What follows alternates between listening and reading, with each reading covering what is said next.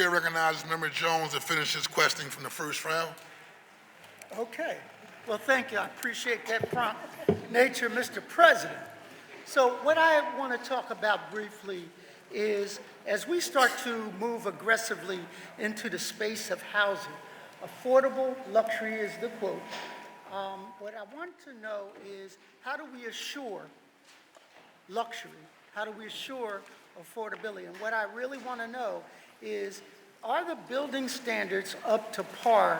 That I live in a house that is 100 years old. It's built out of things that possibly will be there another 100 years. I am not convinced that based on the finances and the mortgage that we're taking out, that the actual properties have the lifespan that will not require major repairs in less than 50 years, more like 25.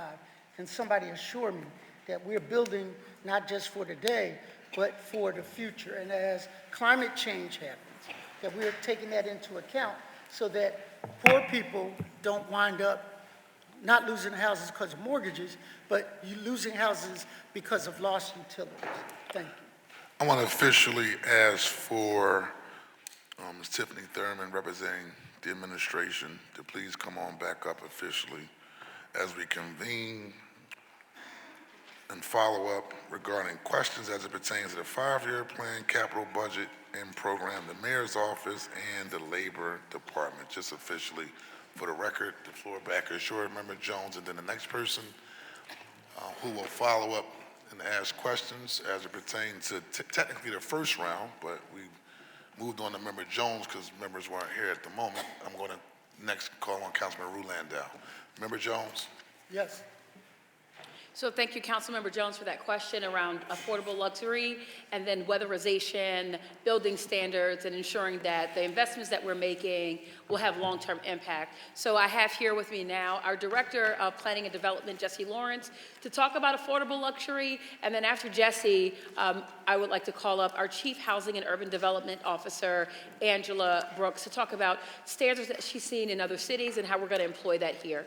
Before you start to answer that question, let me thank you, because there's a place called Brief Shalom that 300 people are not homeless, that PHA invested $23 million in.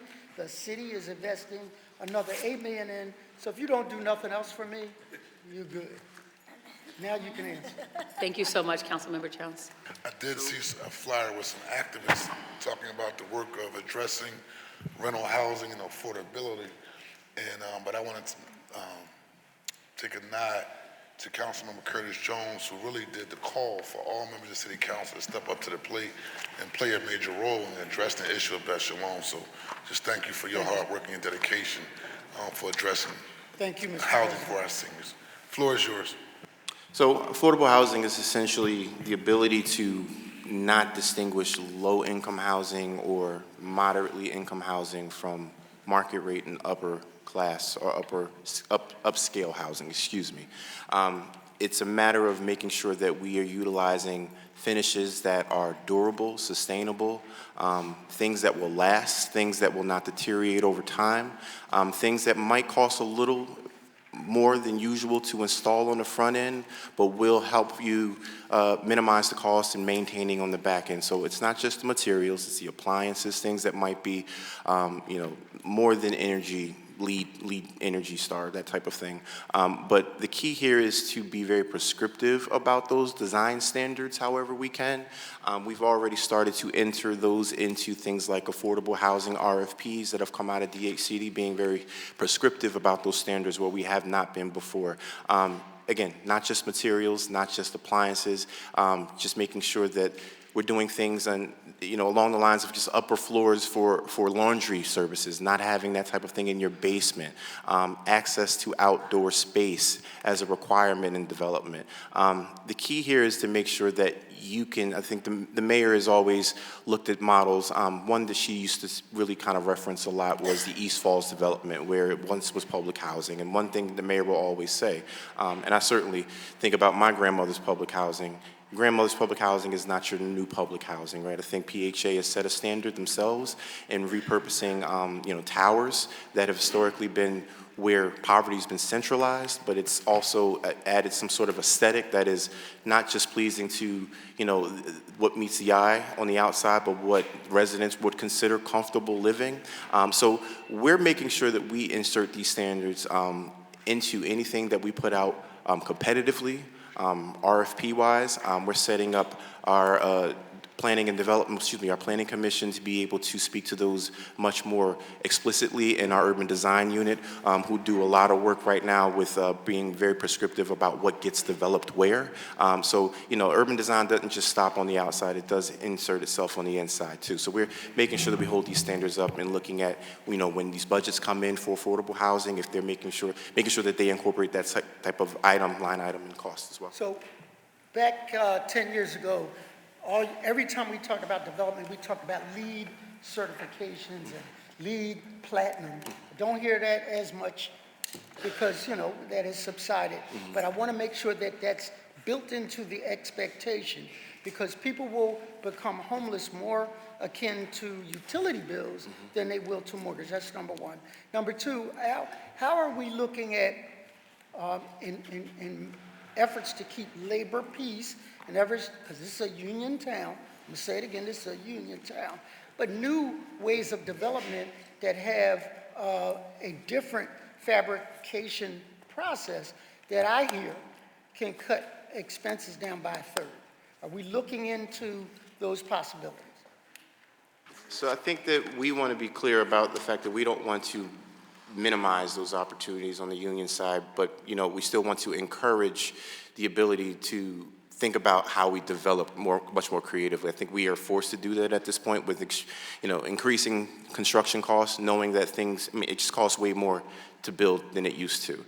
So we don't want to lose that, but we also want to make sure that we are walking that fine line between the compromise of that. The plan itself is looking at ways to be able to provide some sort of pre-development and/or gap financing as well, because we have to think about ways to be able to help the developer as well meet their goals. So I think that we are looking at that. We are making sure that that is part of the conversation. We're being creative about new construction and how it can be something that's allowing us to meet our goals as well. But that is something that we are diving into as we speak, making sure when we talk about affordable luxury, processes for development as well. So as the final point on this question is that two things can be true at once. We can have quality affordable luxury, but also have black and brown and female inclusion. I know DEI is a bad word at the federal level, but it's you speak in my language here in Philadelphia. How do we navigate that? So I think for the black and brown and folks that look like you and me, when they want to develop, it's about being able to access those opportunities, right? You think about the ones who might not look like us, and they have the ability to access capital in ways that those historically disadvantaged people have not been able to. So, we're thinking about things in collaboration with the Accelerator Fund, which has done well to provide opportunities to minority developer graduates and folks that develop along those lines. We want to make sure that we're bridging the gap, specifically not just for development, but folks that look like ourselves as well. We will be waiting with bated breath to see the details of that. Thank you, Mr. President. So, and council member, as Angela Brooks is coming up, I also just want to put it in very plain speak. Affordable doesn't mean cheap. Period. Full stop. Affordable does not mean cheap. So we are looking at things like fixtures and finishes with the build. We also want to have it such that, and Mayor, rolled out this vision that we have, through an imagine if scenario that she delivered in her budget speech yesterday, where if you are driving down your street, my street, all across the city, you should not be able to tell the house that is considered affordable luxury to the market rate house. So that's important to us. Now so we want to make sure though that this vision, right, is implementable.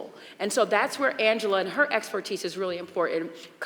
Being the president of the American Planning Association, helping to author, in fact, national housing initiatives and recommendations to other large cities are really important. And so her working with labor unions in the city of Chicago, her background with supportive housing is really important as well. And that's why it was critical that we recruit and retain her to join our team.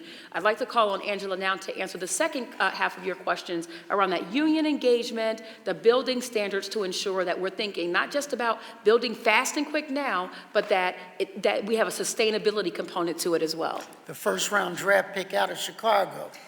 No pressure. Oh, man, no pressure, right? None at all. Awesome. No, thank you for the question. And I think one of the things that's really exciting and what attracted me to this job is the intentional partnership with the building trades and kind of thinking about that. And so Jesse kind of outlined some of the priorities around design review and site design standards that already exist, which is really showing, based off the last 4 years of my life kind of working on the Housing Supply Accelerator Playbook, that Philadelphia is already implementing the things we're seeing around the country around ensuring that you can't tell the difference between an affordable unit and a market rate unit. You know, nobody wants a poor door. I'm a recovering affordable housing developer, so I spent a significant amount of time at the Chicago Housing Authority after that article in New York about the poor door. So making sure we don't have that, because just because you're poor doesn't mean you have to live in a different type of capacity. So some of the things we're implementing are things we're seeing around the country, but we're also looking at being innovative. So a lot of the things that we're able to bring to the table are things we're going to be piloting, and we're going to be really highlighting and showcasing the great skills of some of the great contractors that we have already here in Philadelphia. And having labor at the table with us means we're really going to get this right, and we're going to be implementing their thoughts. We have a working group as a part of the home plan. So the advisory group is made of builders, developers. We have contractors, small and large, in the room. We've got nonprofit and market rate developers in that room. There's 50 people in the room, so I can assure you we're going to get a wide variety of perspectives as we're looking at implementing the plan. So we're just getting started. Certainly really excited to hear a lot of your ideas as well.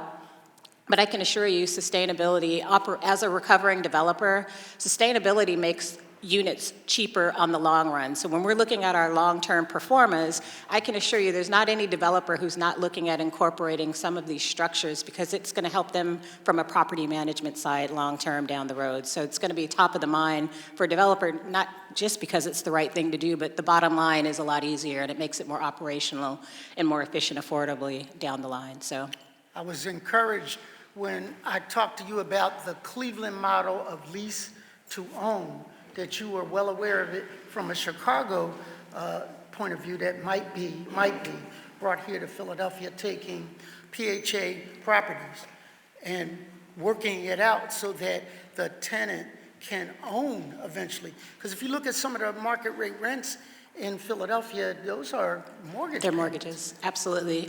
So Chicago Housing Authority has the Choose to Own program, which they implemented about 10 years ago. So they've helped 1,000 public housing residents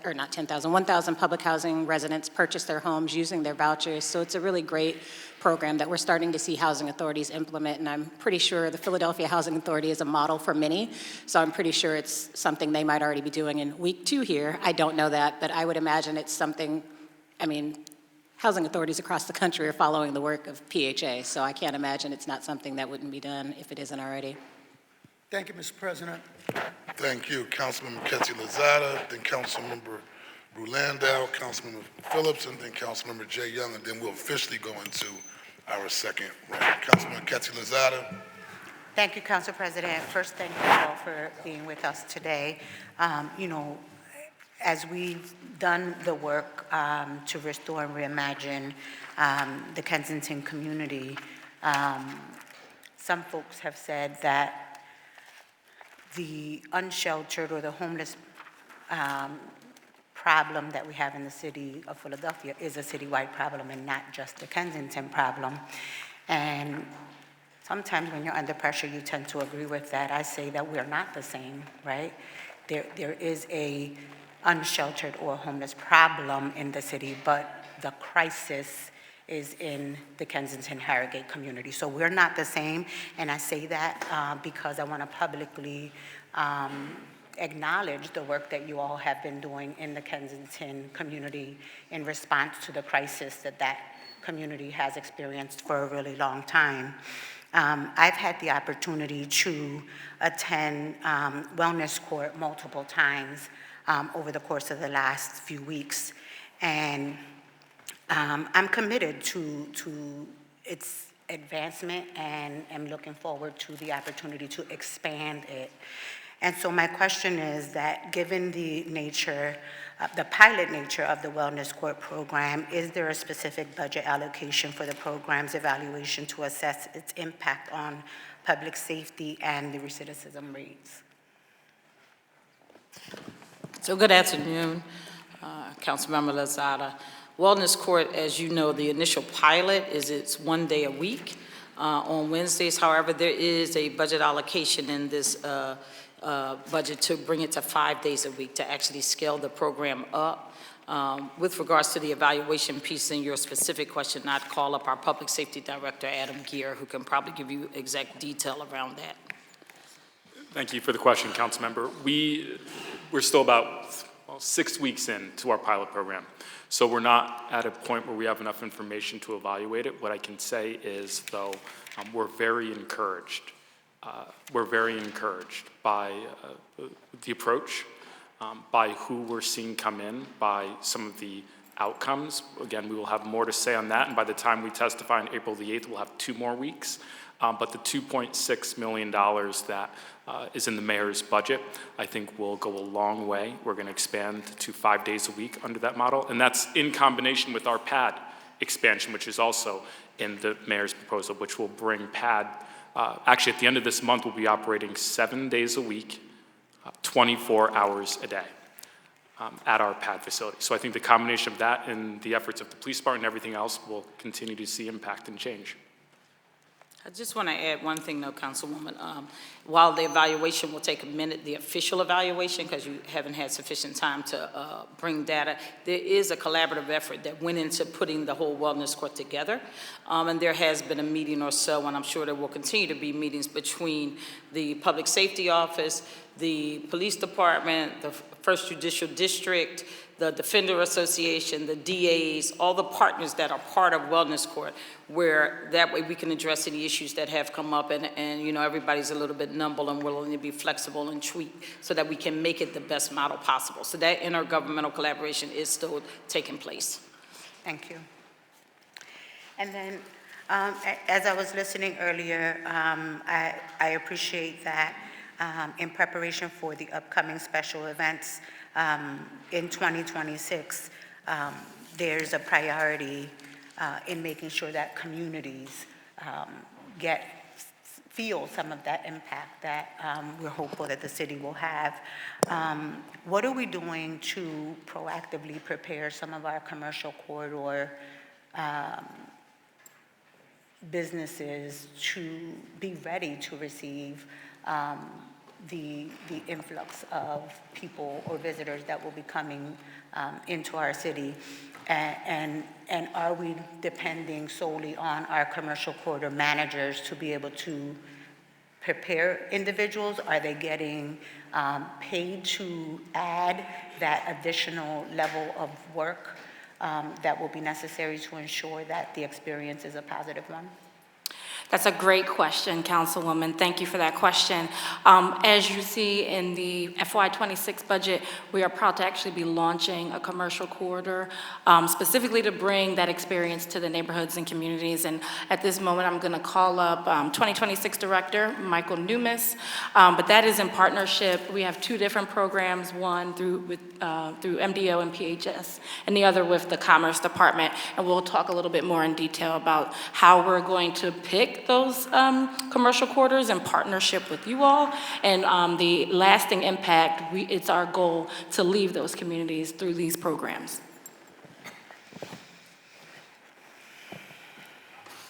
Thank you, Councilmember, for that question.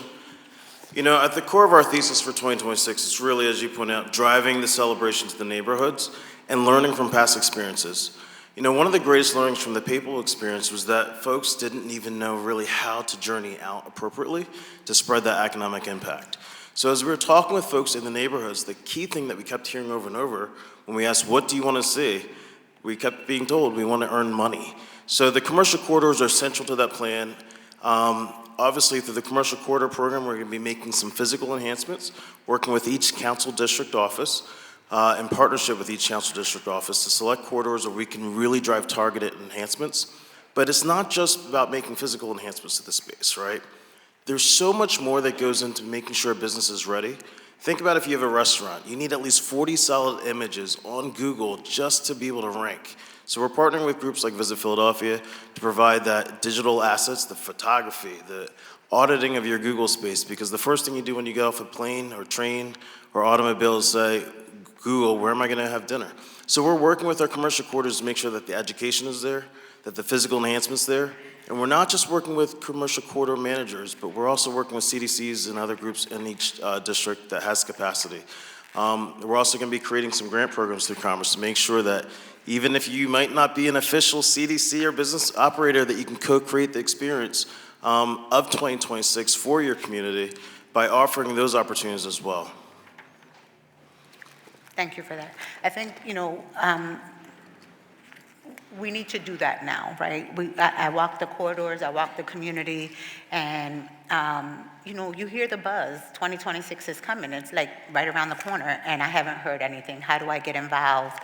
How does my business become a part of that economic opportunity that you all in government are talking so much about? And so how do we kind of speed up the process as it relates to that direct community engagement need that we are seeing and hearing from community businesses and residents? So now with the FY25 transfer and hopeful eventual passage of the fiscal year 26 budget, we're ready to kick off those events in a big way. So stay tuned for some of that news that we'll be announcing soon. But we can start some of those initial conversations and identification with you all. So we're happy to meet with your offices directly on a one-on-one basis. Thank you. And then just two more. As we prepare for 2026, and we know the large amount of people that are going to come here, community residents are concerned about public safety, right? Will the officers that are now in neighborhoods, will they be pulled to the downtown neighborhood to be able to cover these spaces? Are we prepared with, are we prepared to ensure that folks are safe when they're coming into neighborhoods? Are we going to respond less to the public safety need because we have a lack of officers in the district because they've been moved to the priority areas like downtown? I'll let Commissioner Bethel talk to the specifics about deployment of officers, but the short answer is we will always meet our obligations and duties to the residents of Philadelphia when it comes to public safety. And that's why the budget is so heavily focused on, yes, making sure the events are great, but also almost 50-50 in terms of our investment in public safety. And again, police, fire, OEM, making sure they have what they need. And Commissioner Bethel, if you want to go into any more detail there. Yeah, I won't get into all of the specific, Councilwoman, but we're working in partnership. I know my partners from OEM are here who've been leading that effort along with a multitude of folks in preparation for next year. It's going to be probably one of the most significant challenges we've ever had in our department to be able to deploy. And so we are going to be looking for other assets to support us. I won't get into the specifics of those, but obviously we're leaning on our collar counties and others to support us, as similar we did for the Super Bowl and the parade. I mean, we had to bring in a number of officers, state police, and provide us with a significant allocation. So we're confident that we'll be able to maintain the deployment in our communities, at the same time deal with the events that we're going to be dealing with both downtown and throughout the city. So we're confident that we're doing that. We're doing a lot of planning. We've been planning for quite some time. We'll continue through that process, but I would make sure the community is aware. Our duty is to serve the city and then to serve, the other events that we have. We've been able to do this before, and we'll accomplish that again in 2026 and at the end of this year as well. Thank you. And then my last question, Tiffany mentioned that affordable doesn't mean cheap, but affordable also doesn't respond to low income. And so how do some of our low income families take advantage of the opportunity from the home program? Absolutely. So I'd like to call up our Chief of Staff for Planning and Development, John Monlack, to talk about that. Chief of Staff for Planning and Development.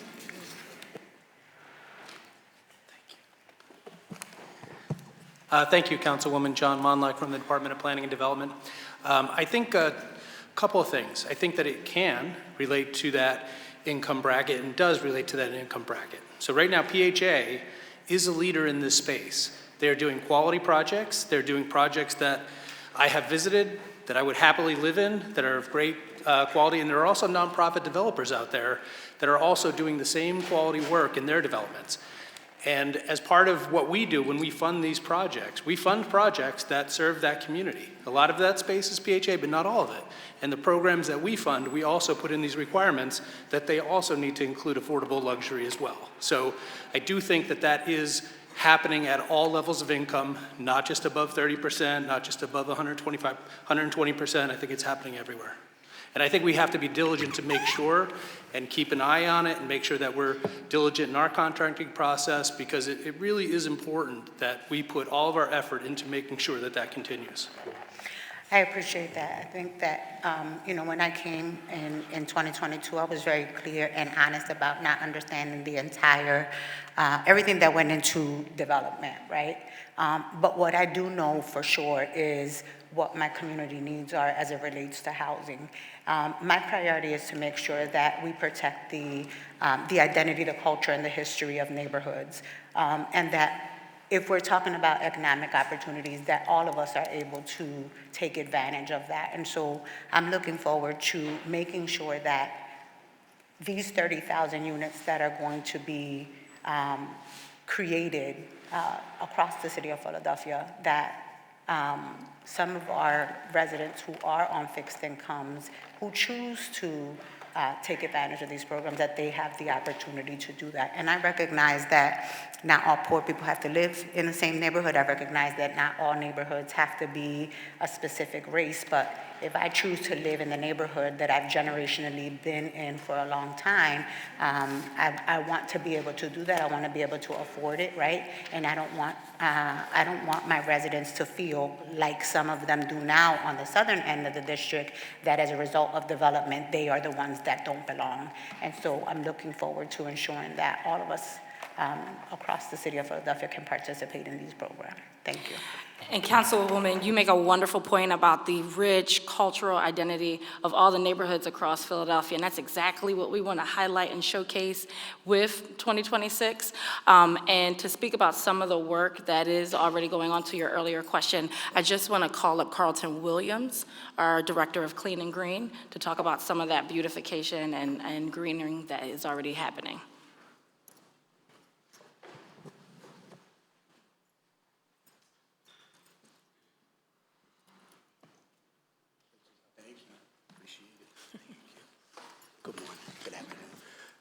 Good afternoon, council members. Carlton Williams, Director of Clean and Green Initiatives for Mayor Sherrell Parker. Thank you, Chief Deputy Mayor Sinceri and team. Yes, we are already working with Commerce and our partners across the government in reference to identifying corridors where we be actually cleaning and greening our neighborhood corridors to make them more attractive for people to come in and do business, visit, and ultimately improve the environment. So far, we did an example on Lancaster Avenue, and I invite you all to look at 40th and 41st in Lancaster, which we install planters along the walkways. This, again, makes it more attractive for people to come in and do business here in the city of Philadelphia. It also makes sure that the businesses understand the importance of a clean environment, and so it makes them feel comfortable in actually doing business there. So we're working with Commerce to identify 20 locations around the city of Philadelphia that will actually benefit this throughout the entire areas, mainly in neighborhoods outside of Center City. I want to emphasize that because also we want residents, as stated earlier with Philly 250, we want people to come into the neighborhoods to benefit from this as well. So this is how we're working together over the next year to get prepared in reference to 2026 and beyond. These are legacy leaving projects that ultimately, when the crowds go away, the businesses still thrive and can be successful and benefit from it. Thank you. Thank you. And then also, I just want to state for the record also, following up on the line of questioning from Councilman Quetzalcoatl, just also, when you talk about housing below, typically we talk about affordable housing and workforce housing, but also there's a low-income community besides PHA that still need assistance, such as the Women Revitalization WCRP. It's run by North Lictash. We just have a new project in South Philadelphia that provides housing, particularly for women with children, right? And that's at a income level, right, that is below particularly those who go for like our turn to keep programs, right? But still helping people go from being renting to actually being homeowning, and also what we're catching in my district, particularly around veterans housing, right? And that's another area that doesn't really qualify in the affordable and workforce, but at the same time, high quality of housing, particularly for veterans, at a whole different price point. So I think we're all rowing in the same direction. One thing I do take pride in is that PHA houses today, like, they are super high quality houses, right? I've been on plenty of their ribbon cuttings since I've been the council president that's not inside my district that shows the quality of the houses being offered. We're talking about 3 stories with a roof deck, right? With all the finishes, so I have witnessed that. And then obviously, if anybody here participating in turn the key ribbon cutting, you see that we're going in the right direction in terms of providing high quality housing for individuals that we service. But with that being said, I'm gonna go back to Councilman Quetzalcoatl, real brief. Just thank you also, Council President, and I also, as the daughter of a military veteran, appreciate also the shout out to veterans, because whether it's that constituency or that group or the single mothers or single fathers or guardians, we want to make sure that there is something in this substantive, mind you, in our housing plan for everyone. So absolutely. Yeah, to me, it's important that we are able to respond to that 20 to 60% AMI, right? Because those are the folks that oftentimes don't have the opportunities that we talk about in some of the programs, right? Those are the folks that we don't prioritize. And so for me, it's important that as we're creating this new stock of housing, that community is also you're remembering them in the process. And understanding that not all residents want to be homeowners. Some of them want to be renters, right? They don't want the responsibility of the overhead of maintaining a home, so. Absolutely, absolutely. One of the things that Mayor Parker always says that has resonated throughout this process, and one that I also stand by, is that in this process, whether it's the One Philly Mortgage or the litany of other programs that we either discussed yesterday or are part of this program that we will roll out more comprehensively over the coming weeks ahead of our April 21st hearing, we are not going to pit the haves against the have-nots or the haves against the have just a little bit. We're thinking about all of it. So absolutely, we concur. Okay, thank you very much. It was Rue Landau, Thomas, Jay, and then we'll be officially in our second round. Rue? Thank you so much, Council President. I promise to be brief as possible. And thank you all so much for being here. I'll start with housing too. As somebody who used to sue PHA a long time ago, long before this executive director, I could not be happier with the quality and the style and the way in which Kelvin Jeremiah is doing business here in Philadelphia. It's just a complete change from what it was back then. So that is very exciting to me. I wanted to also just follow up a little bit on I guess I also want to underscore what my colleague Ketsi Lozada just said about making sure we don't leave behind people in deep poverty while we are going through this home process. I am excited for digging in deeper to what all of you are laying out here through this, to have the city investing its resources to transform the way we are dealing with housing, providing housing in the city of Philadelphia is so exciting for me, but we need to make sure that we're not leaving behind folks in deep poverty. And Councilmember Landau, let me just be very clear, that's not lost on us. None of us up here at this table, and those who are in leadership, many of us, we are first generation, first to graduate college, first to be in leadership roles, first to sit at this table, right? And so in that To leave behind people in deep poverty would be leaving behind my grandmother, my uncles, my cousins, right? And so, no, that will not happen. That will not happen. This is not a tone-deaf plan, and this is also not a plan that's just gonna sit on the shelf. So absolutely, we concur, we're with you. But to leave behind people that have just a little bit, we'll be leaving behind the people in our families, and we're not gonna do that. That's wonderful to hear. Thank you so much. And I've appreciated talking to Directors Brooks and Hill recently, getting to know them, and thank them so much for their initial meetings with me. It's clear that we need to focus on homelessness, the holistic approach of homelessness to homeownership. And we're, again, excited to partner with you on that.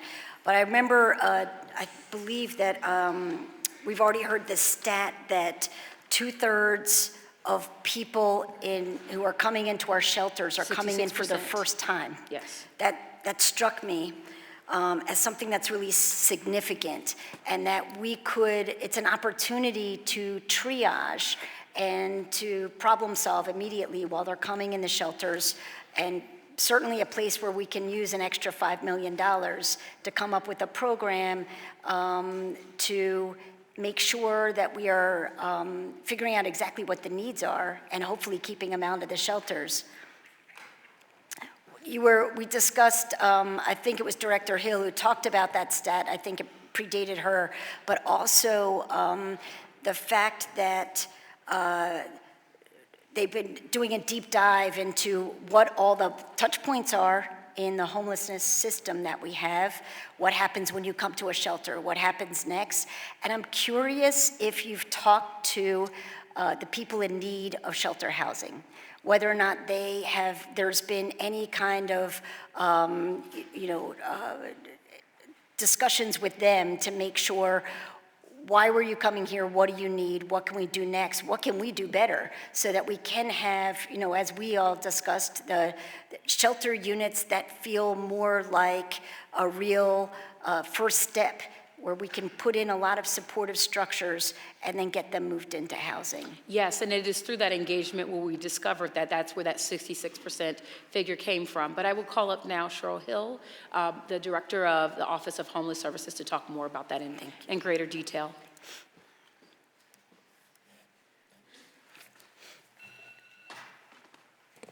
Thank you for the question. So to answer your question, one, we try to engage individuals with lived experience. And as we're going through this process over the next few months to a year, that's exactly what we intend to continue to do. But also what we're doing is we're engaging the service providers. We are also looking at our monitoring a lot better and just addressing something Council President said earlier. That is what we want to make sure that whatever our shelters look like is something that any of our family members can go to, and we are accepting of our family members going to that. Because similar, I have family members who have actually used the shelters here in Philadelphia, and I recognize that I do not want them to have to do that again.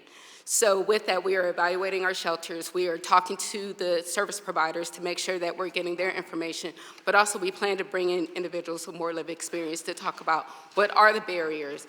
We have a survey that we use now in some of the shelters or in our shelter system to get some of that information, but we do want to do a deeper dive because we want to make sure that the path that you take to get out of homelessness is one that can keep you out of homelessness. That's wonderful. Thank you. Welcome to Philly. We need you. We're welcome here into this role is what I meant.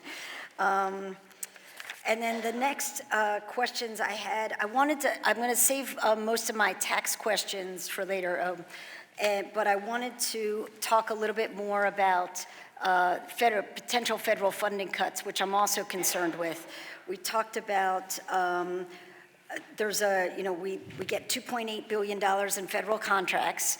My first question is, when you calculated that number of $2.8 billion, what does that number entail? Does it also include contracts that come to the city of Philadelphia as pass-throughs to nonprofits? Yep, so when we talk about the city, the funds directly to the city, that's what we're talking about. That will not include partner entities who are not the city, like the district or PHA or other entities. Do you have that number as well? That's more than 2.8 billion. It would be more, yes, for other entities. Do you have that million? Not million, sorry, it's been a long day already. Probably more than a Do you million. have that Yeah. number? Sorry. Do not, we'd have to collect that information from some other agencies. Okay. Can we get that at We some can work point? with them, yep. And also, just while I was following up, I believe, on Councilmember O'Rourke's questions about federal workforce as well. It's my understanding that 80% of federal workers live outside of Washington, D.C., including as many as 137,000 that live in Pennsylvania, somewhere between 25 to 35,000 that live in Philadelphia. And that doesn't even include our counties where they come to work in Philadelphia. Have you done calculations on what happens with the potential loss of these federal jobs? So we work with our outside economists to understand sort of what we expect in the job market. And so our job projections reflect some of what we anticipate, understand that it is a fluid situation, and we'll continue to work with them if things evolve. Okay. Knowing that it'll be increased unemployment rates, increased vacancies in buildings, and a lot of stress on families, which will disproportionately affect Black and brown families, as we know, especially Black families here in Philadelphia, which have a larger number of jobs, and we have a significant number of veterans here in Philadelphia who will also be affected as well. I guess I had one last question for now that I'll just put on the table for the future, for trying to get down into the departments.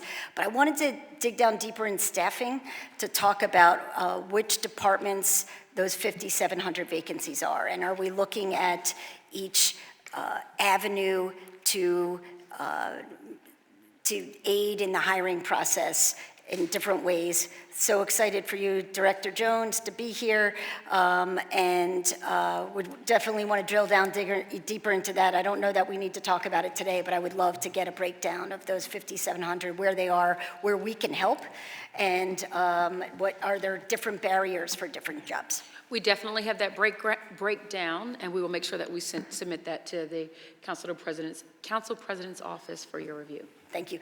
Oh, CP, can I ask one last question? When it comes to, I really want to focus also on our business growth here in Philadelphia, and wanted to know if you could touch more on the plan for Market East. Very invested in making sure that our East Market is thriving as soon as possible. Absolutely, and I share that along with you. Earlier in the year, under the leadership of Donovan West, who heads our Mayor's Office of Business Roundtables, we convened at the Sierra Center and with all of our business roundtable leaders and talked about all of the recommendations that have come forth by way of that office. As part of that, the mayor shared then, and also in her budget address earlier this month, her commitment to Market East, from City Hall to the river. And in that, she announced that Jerry Sweeney, a local business owner, would be heading an advisory group. Also, part of that advisory group will be all sorts of stakeholders, including business owners in Chinatown, residents of Chinatown and Wash West. We're working, of course, in close coordination with Councilmember Squilla to ensure that through our Office of Planning and Development, we do a robust, master planning process. But in that process, we'll be doing ongoing engagement around that. Also, of course, working in coordination with larger organizations like Jefferson, who is really important to this administration, Macerich, and on and on and on. So. Thank you. Thank you, Council President. Sorry, we have also, just in our transfer ordinance, we have $250,000 to start the Market East study, and then in FY26, we're proposing the remaining $500,000, so $750 total to get the ball rolling this year so we can get that started. And I'm sure this will be in partnership with the newly formed 76ers/Comcast partnership and commitment to revitalize East Market Street, correct? Yes. For the record? Absolutely, for the record. That is absolutely correct. We will do that in partnership with Comcast and the Sixers. Thank you very much. The chair recognizes my majority whip, Councilmember Isaiah Thomas. Good afternoon, Council President, and it's been great dialogue so far. I appreciate my colleagues asking such informed questions. I want to first start by thanking the admin for your partnership around issues related to education as well as 2026. And I also want to commend the admin for what you've done around public safety. Clearly, it's not just the mayor and the administration alone, but when you look at where we were when we all sat together this time compared to where we are right now, it's a victory lap that you all deserve. So I just wanted to commend you on that. A couple things, and I'll go, straight down the list, and whatever you can answer now, great, and whatever you can't, we can save for a later time. But where we are right now, looking at new spending this year, we're looking to spend a lot of money, a lot of spending this year. I'm wondering, looking at the amount of spending that's been proposed by the admin compared to where we are, not just locally, not just on a state level, but also federally. I want to understand, are we meeting the moment? Looking at tariffs, looking at the cost of goods, thinking about what you want to do around housing. Does it fit the moment that we're in? That's the first thing. Second question is around 2026. While we've made significant progress as it relates to what we've spent, we still have a lot more work to do. So at some point, we would like to discuss what we're missing, what we still need to do, and if that conversation happens at a later time, I know we're going to do a 2026 hearing, we're 100% fine with that. Third area of focus, you propose $800 million in housing, which will be paid for beyond the 5-year plan, as well as tax cuts that will be paid for beyond the 5-year plan. Despite anyone's opinion on both initiatives, when you think about the idea of us spending money now to pay for it later, when we're currently not in a fiscal crisis, help us understand your thought process behind that. And then last but not least, taxes. We were able to lower taxes by 40 points over 2 years, from 6.2 on BERT specifically down to 5.8. Based on your proposal right now, the admin would only be lowering taxes 30 points over 5 years, which is less than what we were able to do over a 2-year time period. So I'm wondering, what message do you think that sends to the business community when the majority of the tax cuts, over 70% of the tax cuts that's being proposed by this mayor, would not be implemented until after this mayor and a lot of us on city council would no longer be here? I'm specifically thinking about jobs that pay between $90,000 and $200,000 a year. We do a phenomenal job of growing jobs that keep people poor. What are we doing to grow the job market that helps move people into the middle class? Because it's phenomenal to build all of the housing that is being proposed by the admin, but who's going to buy these houses? Who's going to live in these houses when the majority of people who make between $90,000 and $250,000 a year are choosing to leave Philly because we don't have those type of opportunities? So I know that was a lot of different items, but I just wanted to see if I can get as much on the record as possible in my first round of questions. Okay, let me start and see what I can handle. So the first question was, are we meeting the moment of uncertainty? And we've all talked about how much uncertainty there is. We tried to position ourselves to be ready for that uncertainty. I don't think you could be ready for all that could happen with the federal government, but we are coming into FY26 with, for us, a very high fund balance. We are making contributions to the rainy day fund, the Budget Stabilization Reserve Fund, and we are putting money into the Federal Reserve. So we're trying to do those things to kind of steel ourselves against what may come, while also not abandoning needed investments. We want to, at the same time, make crucial investments in the course of this 5-year plan to keep the city moving forward.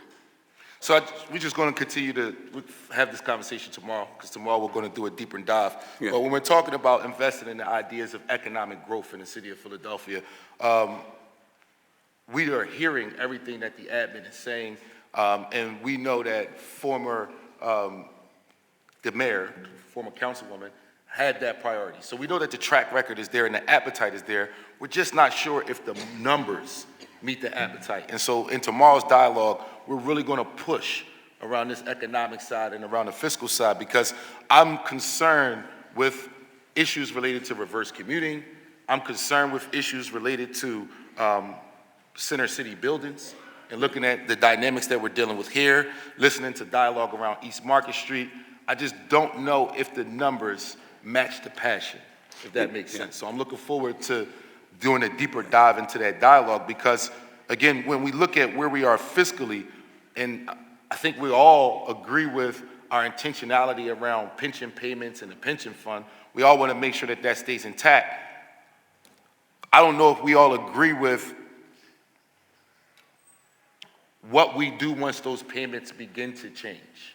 And I don't know if we all agree that this legislative body, in collaboration with this mayor, should be spending or earmarking dollars for the future. For my opinion, when I think about earmarking dollars for the future, those are decisions that we make when we're dealing with some type of fiscal crisis. And according to you all, the fiscal health of the city is pretty good. So I just think that it could become a little risky to earmark future spending with the climate of what we're dealing with right now. And as a person who's extremely supportive of investing in growth in the city of Philadelphia, even the recommendations that will promote that type of growth, I would be hesitant to support for those dollars to be already earmarked. So I hope that made sense, and I'm looking forward to the continued dialogue Can I talk tomorrow. to that just Please, a little I would bit? love to hear your opinion, Um, especially on the payments that would be made based on the recommendations in the mayor's budget proposal. Yeah, and first of all, on the economic growth, the tax investments are part of that, and there's a lot more, and the Commerce Director spoke to some of that. We've been talking about, everything we've been talking about today has been related to that. And I understand everything we do is a trade-off, right? So what we're trying to do with the tax investments by having legislation that goes through to when the gross receipts portion goes away is to show the business community that there's a commitment, there's predictability, that they know what's coming so that they can make their investment choices based on that, based on the sign that we're giving with that legislation. And I think that intentionality is really important. So I do appreciate the admin looking to give Philadelphians, right, not just the business community, but Philadelphians in general, a vision as to where we're going with the future of the economics of the city. I think that the concern that we have is, will we make it that far? The pandemic showed us that people can work from anywhere. And what we're seeing is we're seeing people to choose to locate their business outside of Philadelphia and in the surrounding areas so that they can elude a lot of our taxes, but simultaneously are able to take advantage of our phenomenal culture. Because people love Philadelphia, whether they live in the city or around the city, they still love our area, they still love what it is that we do. So we can't just ignore the fact that these businesses are choosing to locate themselves outside of the city of Philadelphia, and we can't ignore the fact that we have one of the highest reverse commuter ratings, with over 50% of Philadelphians leave our city to go to work to come back to the city. So that tells us right there that we have issues with our tax structure, not even considering the fact that we lost more revenue during the pandemic than any other major city in the country besides Detroit. I think my time is up, Council President, so I'll save my questions for the second round. What I do want to say before we close out before I close out right now, I'm looking forward to the conversation around 2026. We're going to have plenty of dialogue right there. I want to continue to advocate for Councilmember Kessie Lozada's specific acts around a plan, specifically around Kensington. I think that that's extremely important. She asked for that months ago. I want to continue to advocate for that. And I also want to say that in the midst of you reading your statement this morning, you did not talk much about public education, but I know that public education was mentioned in your statement because I read it. So I just want to make sure that the general public understands that public education is a huge priority, both to the admin as well as to City Council. And I look forward to specifically our conversation, not just around our traditional academic settings, our facilities, getting an update on where we are with our facilities plans, but also around our universities. We've had significant issues as it relates to our universities for a number of different reasons, not just thinking about institutions that close, but also our own institution and the Community College of Philadelphia. And I'm hoping that we can all work together with the labor issues that we're facing right now at CCP to assure that we can put ourselves in a position where those young people's academic journey is not disturbed. I know for us this is March, and we have a long way to go before our quote-unquote season is over, but for young people who are in college, a lot of them are looking to graduate pretty soon. And I would hate for the mess that we have as adults to put those young people in a position where they're at the ending of their academic journey is messed up because we can't get some fiscal problems situated. So I just wanted to put that on the record, both for you and for us, so that everybody in the public knows that education is a top priority for the city of Philadelphia, and we'll all work locked in step to be able to address the education crisis that we're dealing with here in Philadelphia. Thank you, Council President, and I'll queue myself up for the second round. Thank you, sir. Council President, we have six items that we will follow up with you on the record through the Council President's office that we were tracking. I did want to just reflect for the record that the Kensington plan, we did deliver that both in a press conference, but also ahead of the hearing that we had a few weeks ago. So I know that through the Office of Public Safety that was provided. Yes, and we can follow up on that. And then, but then regarding education, sir, if we may respond to that, I know that with Chief Deputy Mayor Vanessa Garrett Harley up here, I can feel her. I know that she's going to want to respond to that, if that's okay. Okay. Yes, thank you, Tiffany.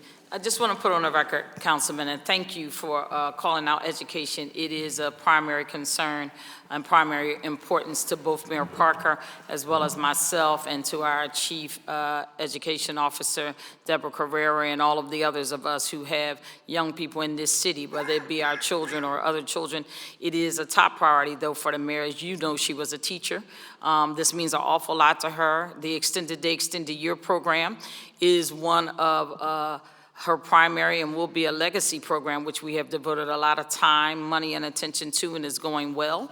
That is currently 20 school district schools, 5 charter schools, and we have asked for budget allocations to expand that program to 10 more school district schools and 5 more charter schools, so that it will be a total of 40 schools altogether, 30 school district and 10 charter. And it is enhancing the academic environment, is enhancing learning, social emotional intelligence, and many other things for our young people who are part of those schools that program is available, and the parents who wish to take advantage of it. We are working very closely with our school district and our school board, but we believe in the educational importance for all kids across the board in this city, because we care about all children and all children's education, and not just those in the public school district. So we also continue to foster additional partnerships even in the charter school realm. So we are very, very focused on education, but thank you for calling that out. Well, since you said that, let me just add another shameless plug. You know, I'm never going to throw away a moment to be able to do that. The admin proposed to increase the real estate tax from 56% to 56.5% specifically for schools, which I support, but I believe in your proposal that wouldn't go into effect until 2030. I'm going to fight for us to do that now, looking at the fiscal issues that our schools could possibly face in collaboration with your vision around extended day. I think that year should be moved up. So I want to go ahead and put that on the record to you, Council President, as well as to my colleagues. We need to look at that 56.5% now. We did a phenomenal job going from 55% to 56% last year and last year's budget, and I think we need to move on that. And I'll close out by also saying thank you to the admin for putting money back on the table for Vision Zero. That's something that's been a huge priority to my office, my team, and the work that we're doing. And I want to give a shout out to my guy, Mike Carroll, for the great work that he does as it relates to Vision Zero-based initiatives, and continuing to do that work. Thank you. Thank you, Councilman. I want to second that. I had that down there. I was willing to give Mike a good shout out for his hard work and his dedication, but most importantly, administration for stepping up and being supportive for Vision Zero. The gentleman I want to acknowledge before we go into our next round is Councilmember Jeffrey J. Young.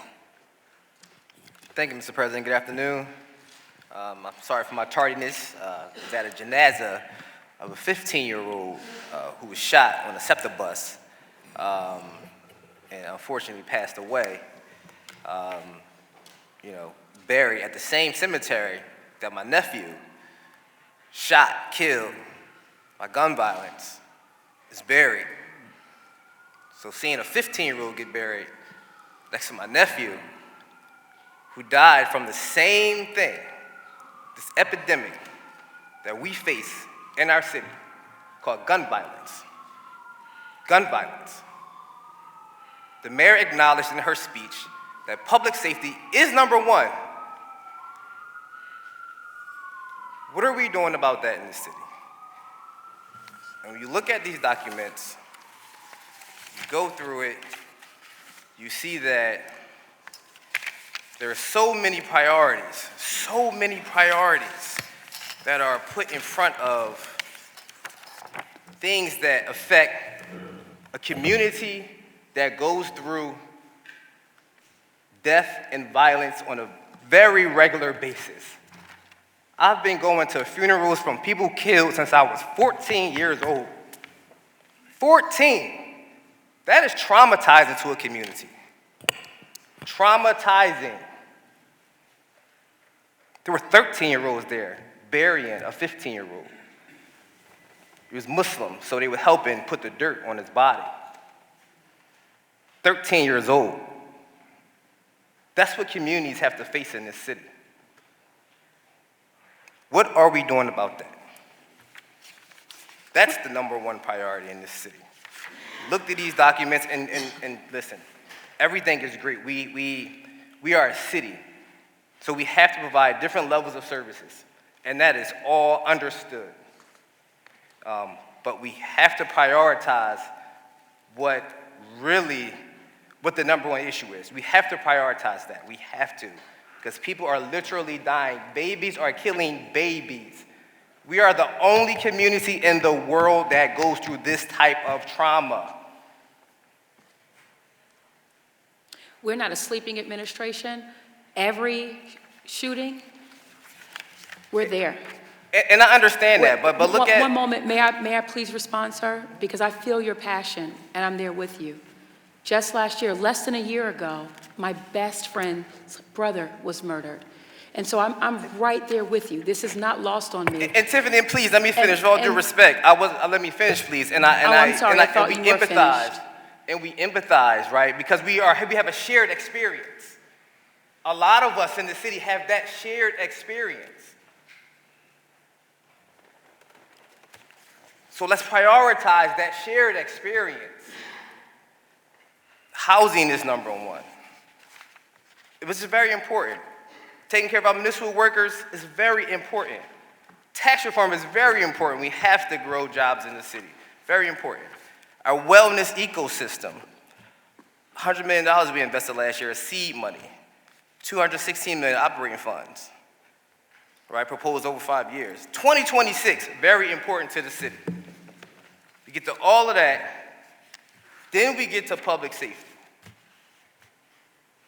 And you look through the public safety, what's in this document regarding public safety, talks about the forensic center, which is important. Body cameras keeps us safe. But you look at the crux of it, what can help these communities is $25 million grant in anti-violence grants. From this document, that's all we see, right? That's all we see is a $25 million grant for the number one issue that is facing this city. Then we get to clean and green, which is something very, very important to our city, to keep our city clean and green. Economic opportunities, great education, core support. There's nothing in this document that talks about our opportunities in our parks, our libraries, our rec centers. Nothing in this document. Those are the things that are important to this city. Everyone acknowledges that public safety, that gun violence is the number one issue in this city.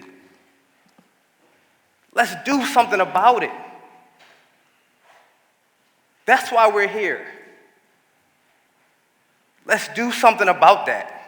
I'm tired of going to janazas of 14 and 15-year-olds and saying, like, it's not, like, where's that normal at? Why is that normal? That should not be normal. It's not normal for folks on the main line, but it's normal for us, and it's been normalized.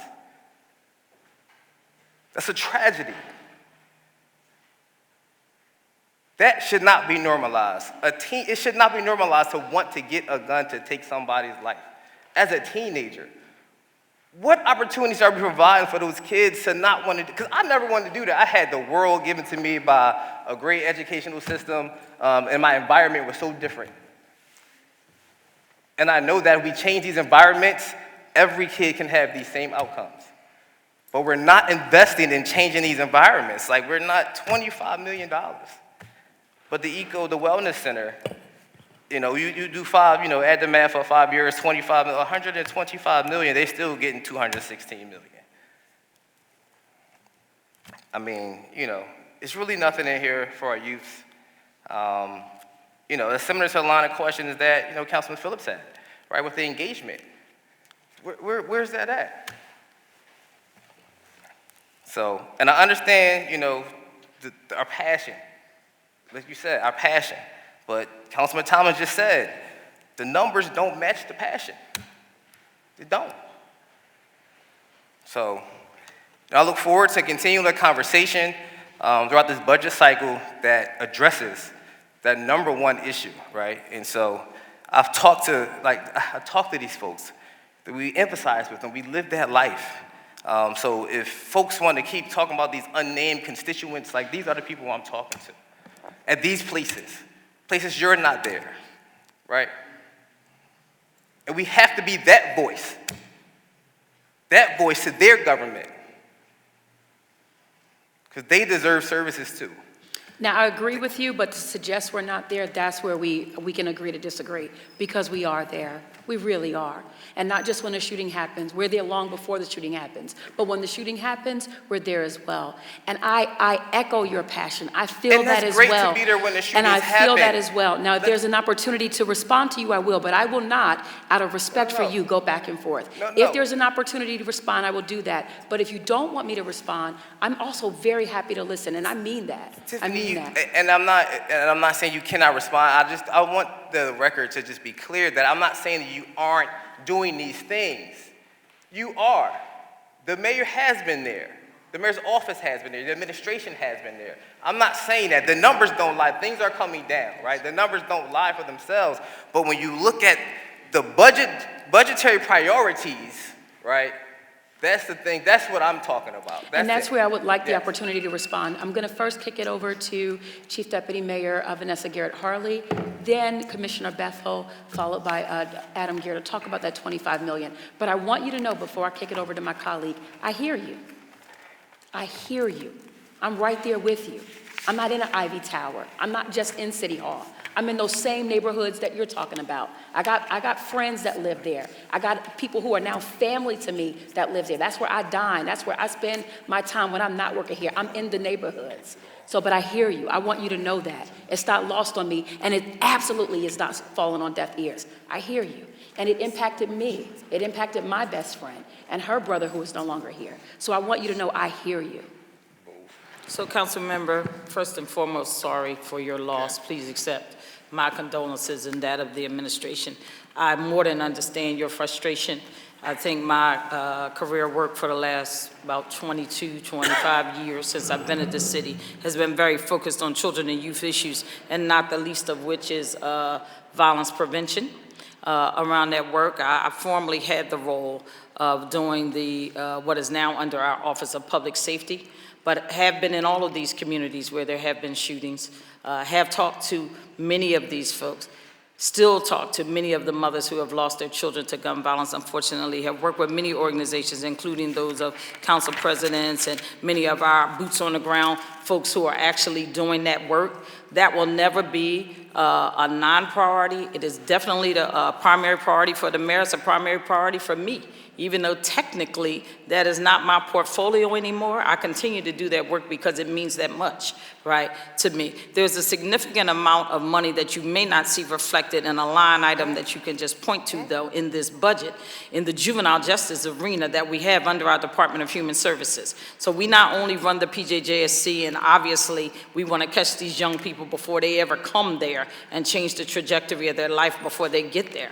But certainly there is a significant number of prevention programs that we have, programs that catch kids that are on the cusp of delinquency or some that have already been in the system that we are trying to change what they do. We do a lot of work directly with community organizers, and even for our young people that are in the PJJSC, we have programs that we bring inside. We have even credible messenger programs, because while they may not listen to me or to you, they may listen to somebody who has that level of credibility and influence out of the streets. And we have a significant number of people with lived experience who come in and work with our young people on a very regular basis. I know that Commissioner Bethel is very committed to young people. He can speak for himself in a minute, but there's a my radar programs that we're doing with them as well around diversion and other diversion efforts, and there's money that is being poured toward that. We certainly continue to work very significantly with our school district and with all of the partnerships where you would see young people. Our Parks and Rec, there are numbers that would be embedded within their budgets, even programs embedded within the Free Libraries budget, which is to try to offer those safe places and spaces for young people to go. You will soon hear us in about another week or two do a presser about summer activities, summer job activities, because we all know that if we can keep young people busy and we want to keep them safe in every way we can. Working with Councilwoman Gilmore Richardson, the CERCs, as we call them, or the Community Evening Resource Centers, is another place where we've opened these. Young people are going. We have almost 1,400 visits already. This year. There are places and spaces, but it is foremost in our minds as to how we do everything we can to try to keep these young people safe, even trying to build into conflict resolution, into curriculums and everything else to try to show them a different way. But I will turn it over to our Commissioner Bethel. But I want to assure you, it is first and foremost in the minds of many of us, and I'm born and bred in this city. And I come out that. of North Philly, and I have probably been to as many funerals as you have, unfortunately. And so I feel where you're coming from. I agree with all of that, and I know that these programs exist. I'm not saying that the work is not being done. But what I'm saying is, in this document, right, but that's a priority. When we're talking to the residents of the city of Philadelphia, the constituents of the city of Philadelphia, for the first time, they're presented with this. There's nothing in here that talks about that. That's, I'm not saying the work isn't being done. I see it. My office works with those offices. The Office of Victim Advocate. Understood. We do. We know it exists. But I want the community to know that they exist too. And that's the reason why we do the budget town halls. We don't expect the community to tune in and watch this hours and hours and long hearing. We're going to the community, both through the neighborhood action centers ongoing, but in our budget town halls. It's and not even hours. beyond the This budget town halls. This don't take hours. This does take hours. So what I'm saying is that whether it's in that document or not, this is a government that you can see, touch, and feel. That's our administration. We're coming to your neighborhood. We've been there before, we're there now, and we'll be there in a couple of weeks again, talking about this budget. We've taken a three-pronged approach: prevention, intervention, and enforcement. That's the holistic approach. So I hear what you're saying, and I agree with you. I absolutely agree with you. No doubt, no defense at all here. I agree with you. Commissioner Bethel is going to talk about the work that we're doing around intervention and enforcement, and then we'll also talk about prevention with the time allowed through Director Gear. Thank you. You ready to say something? Please proceed. Okay. Yeah, so I listen, I hear you. I think all of us understand that. I've been at it almost 40 years.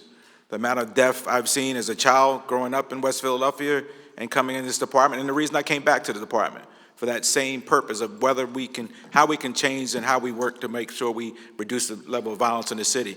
The mayor said it from the time I walked in the door, from the time I met her before I took this job, we have to get this violence under control.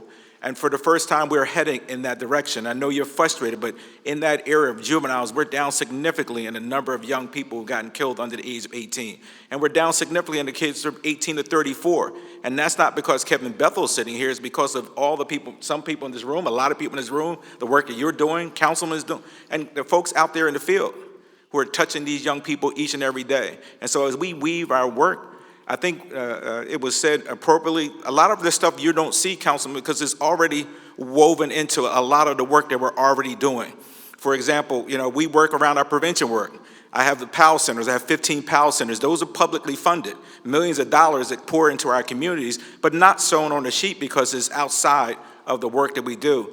When I talk about our diversion program, where we're working up front, our school diversion started almost 10 years ago. Commissioner Ali is in here, and I think others, where we have all of the CUAs have been supporting us since day one, and we've diverted almost 3,500 young people into programming to be able to turn them in a different direction, and it's going phenomenally well. The recidivant rate for those young people are so down, and now we've expanded that citywide to work. Now we're doing diversion in the community. A young person that we engaged for the first time who's done a low-level offense, and we're now looking to use the certs, but we're using the CUAs, and we're using the Juvenile Assessment Center. All that stuff it's cost. I have 11 men and women dedicated to the Juvenile Assessment Center. I just trained them into be youth specialists to go out in the community and work with young people. And so as we do all of this layer of work, I work with the public safety, Adam Gear. We are locked in step, but that was a new position that was created and really bringing in. So their GVI program is really working with us. Now they're doing GVI, Group Violence Initiative, with teenagers. We're also launching a program, a gang youth reduction program in your zip code, 19121, where we're dedicated. But guess what? That's coming from other dollars. We have a grant that we got from the state. It's almost $800,000, $900,000 of money that you won't see on the books, but that we're using. So we're also using other dollars. And so I know you hear it, but I can tell you for the first time, and I've been at it a long time, that for the first time we're seeing a lot of synergy around our young people. I work with our school district, with the corridor program that I started before I left the school district, and we continue to this day. I'm working on a project with a doctor from the Stoneleigh Foundation. She's actually looking at data before I left the school safety, to going back in time to see where could we intersect young people and see where we can touch them early in the process. And if she does that well, for the first time, we'll have some variables. Council, I have 1,600 people that have been shot more than twice. I've got almost 300 people have been shot 3 times. I have a guy been shot 6 times, right? I mean, and so yeah, it's something that's been entrenched for a long time. But I can tell you we've been fully supported. Everything that the council has given me, even when we talk about our victim advocates, the money that came from this council, I have now victim advocates working with homicide to work with families to support them when they have a death and a tragic loss. And because all of that untangling of the conflict, all of that stuff that GBI is doing, going to the homes, and I know I'm still talking about Adam stuff, I hear your frustration, but I've been at it a long time. It's different now. I feel a difference. I feel a level of collaboration I have not seen in a long time. I think we're headed in the right direction. It's not about the money. See, I could put money down here all day. I've seen money get spent. I've seen millions and millions, and we ain't getting nothing done. It really is not about the money, it's about the work. And I think if everybody focus on the work, we can get these things that you want get done and do it effectively. But about the dollars, I've seen a lot of money get wasted. I'm looking at Sue Slauson across from me, running Rex. Man, we're lockstep. What she needs, I got for her. Protect her rec centers, get around their pools, make sure that's a safe place for us. And so I hear you, but I would just tell you, in my experience, things are different now. And it's not about the money, it's people care about our kids. They want what you want, and we want it in a different way. And that's got to cost money. It should cost money because we can't get it done ourselves. And so I'll stay there. Oh, you can pull out. No, I was kidding. Okay, thank you very much, colleague. And I want to say this for the record, if it's okay, colleague. We're all very sorry for your loss collectively as a council body and as colleagues. And we feel your pain. We want you to know that we are with you and we're supporting you, your family and community during this time. And I'll just ask that if we could follow up. We're not going to do any more on that particular question for this round. And I ask that if the administration would follow up with Councilmember Young, okay? Thank you very Absolutely. much. Thank you. Okay, thank you. We're going to move on to round 2. Okay, for round two, we'll have 2 minutes for this round. The chair now recognizes Councilmember Gaudier. Thank you.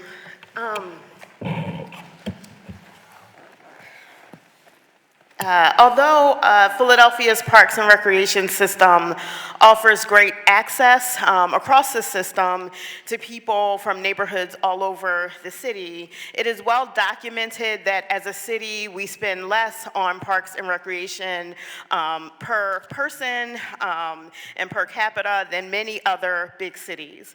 It is also well documented that the quality of parks and recreation space varies greatly depending on your race and your income. And so in whiter, wealthier areas, there tend to be more high-quality public spaces than in neighborhoods that are Black and brown and poorer. Given that context, I noticed that Parks and Recreation's budget seems to have decreased by 8%, or about $7.3 million, due to cuts in Class 200 and Classes 300 and 400. Can you explain those reductions? And then also, I see that Parks and Rec staffing budget has remained flat. As Commissioner Slauson knows, because I've bugged her about it a lot, I've been trying to get a PPR, a staff person, to help manage two very vibrant parks, and parks with a lot of needs in my district, Malcolm X Park and Clark Park.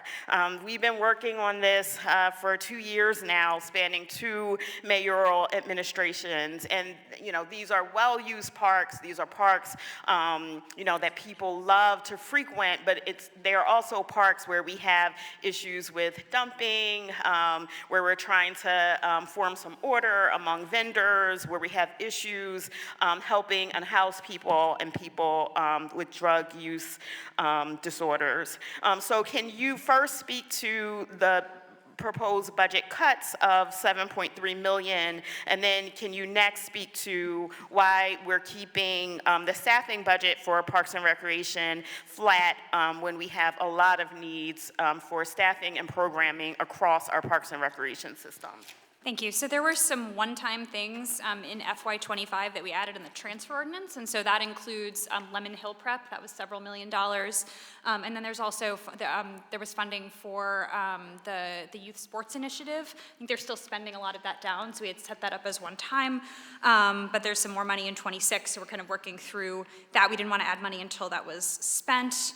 And then there were a couple of other kind of supply-related items that were one-time in the proposed transfer ordinance. In terms of the staffing, I think perhaps Parks and Rec can talk about some of what they're doing to fill our vacancies. Can you slow down a little bit? Sorry. I don't understand. Sorry. Can you just slow down a little bit? I know, I talk too fast.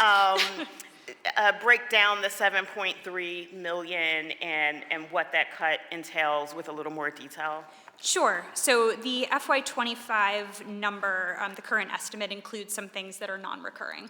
And so in our first transfer ordinance, we included about $5 million for Lemon Hill-related prep for 2026, so that's a piece of it.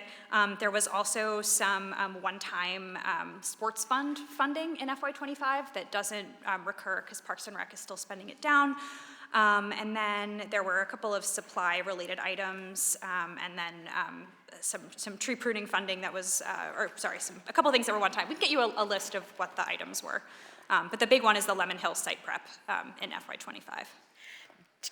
Do you know, if you take out these one-time items, do you know how sort of the normal Parks and Rec budget compares to this year?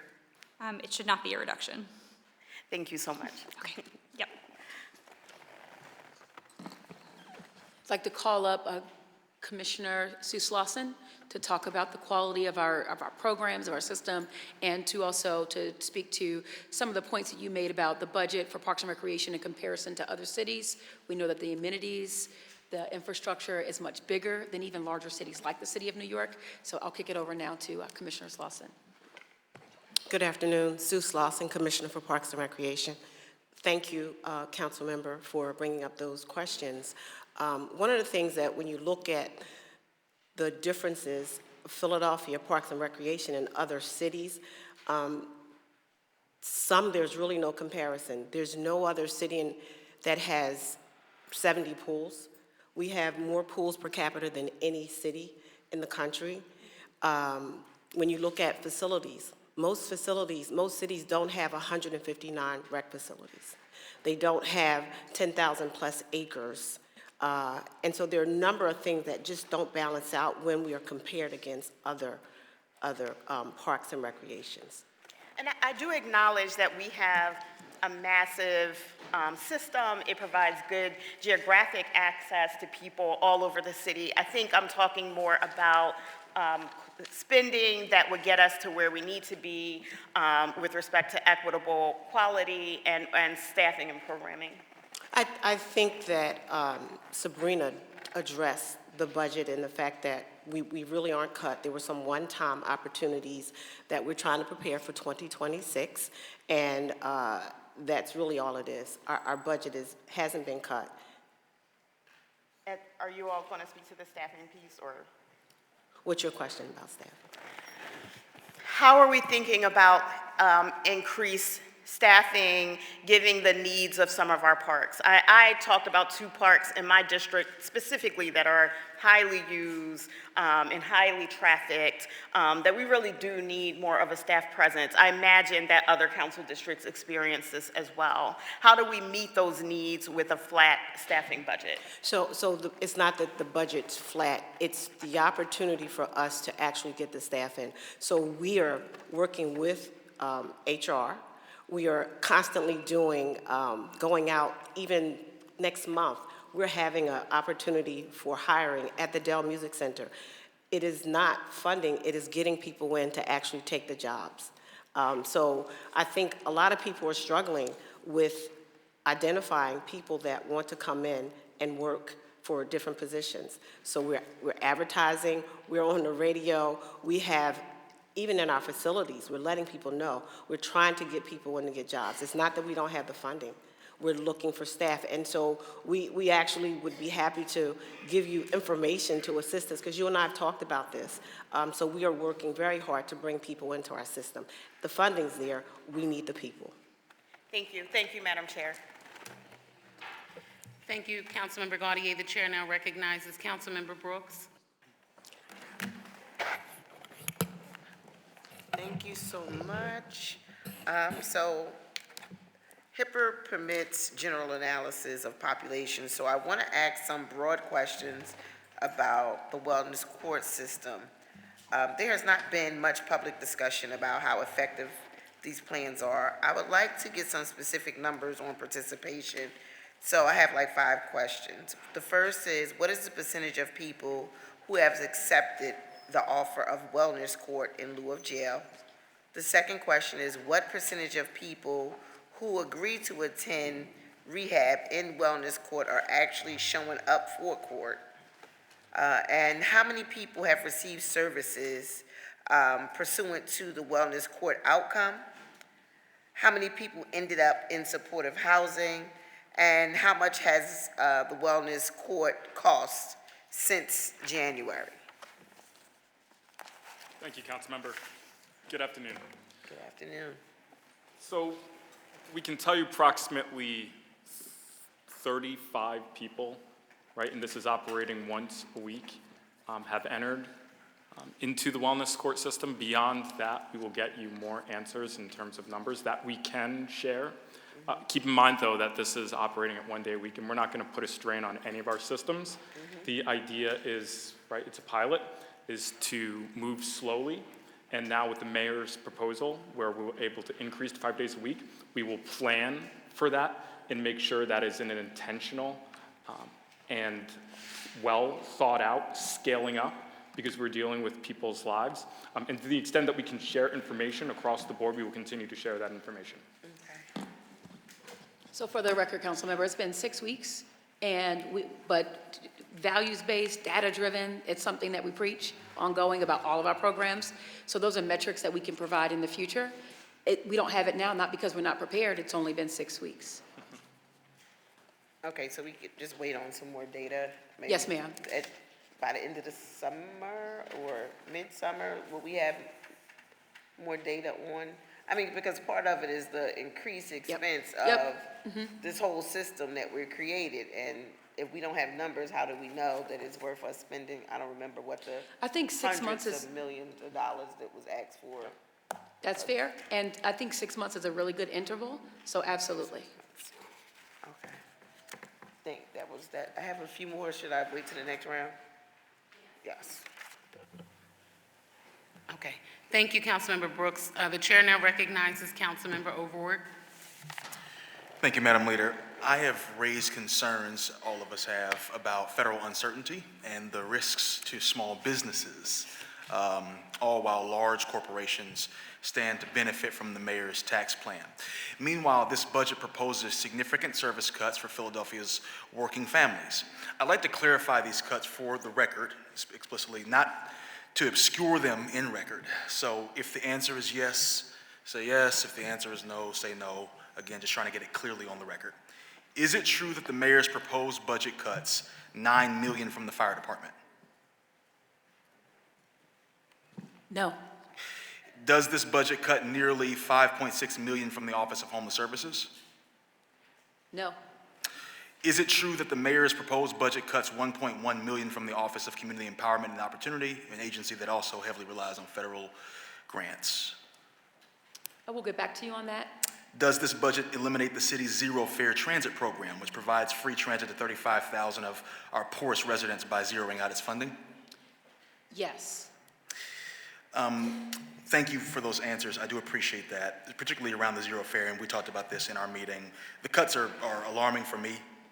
While large corporations get tax breaks, Philadelphia's working families are seeing some of their essential services, I believe, slashed.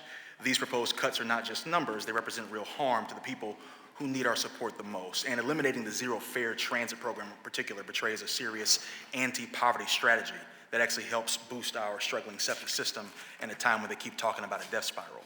I wanted to shift a bit. I've seen some very concerning reporting about the use of our opioid settlement grants.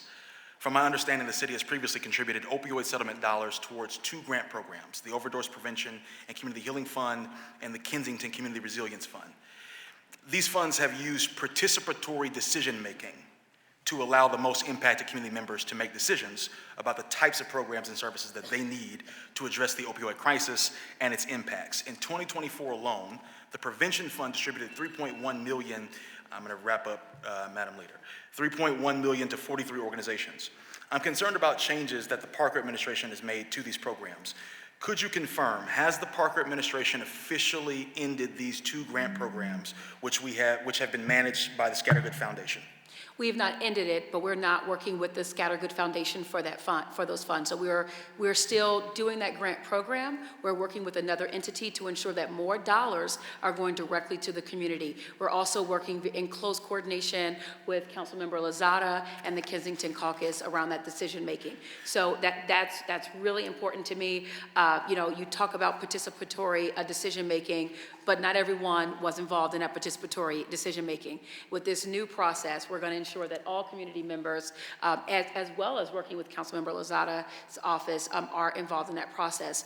Going back to SEPTA, just because that yes or no question, I actually like the round of yes or no questions, but I do want to say that you mentioned the death spiral with SEPTA. We worked very closely with SEPTA, with the current GM, Scott Sauer, and his team. And even before then, when Leslie Richards was there and their chief of staff, Elizabeth Smith, who's both have gone on to other roles now. We will continue to work with them. We will continue to support them through our budget, and along with you all, advocate for the Commonwealth to adopt the governor's proposed budget. That has not changed. As with regards to the program that you mentioned, that program was a 2-year pilot funded by ARPA funds. Those funds have dried out, and we have chosen not to continue that pilot. But that is not to suggest in any way that we do not support SEPTA and that we're not concerned about their fiscal health. So I just want to note that for the record. Thank you, Chief. Madam Leader, can I squeeze my other questions in real quick and get off your mic? Yes. On that point, heard and also recognizing the programs that actually directly poverty in the city. I believe this is one of those things, and that's, I think, more the point I wanted to make as it relates to those, in terms of how much bang you get for your buck. I know it was ARPA funded, but 35,000 people in the city, being able to have that sort of transit is something that I think would be essential in a city like ours if we're actively trying to move against that. But let me get these other questions around the wellness village.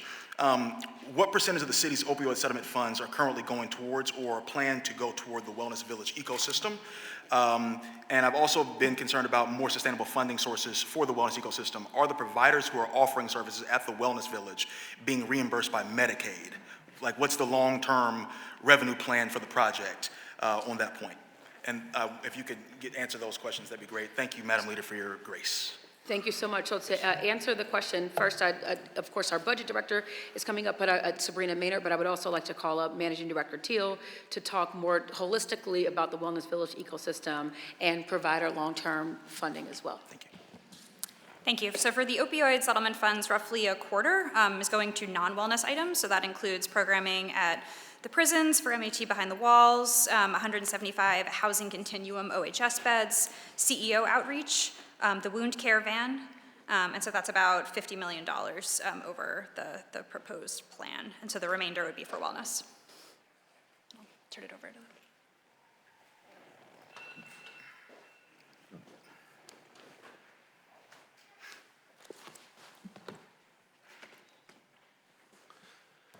Madam Leader, Councilmember Adam Teal, the Managing Director. Councilmember, the providers that we are partnering with across our ecosystem, most of them are, when they're able to, seeking Medicaid reimbursement. And we are also working with the Commonwealth and a number of others to help change the way that system works so we can have more opportunities to recover those dollars.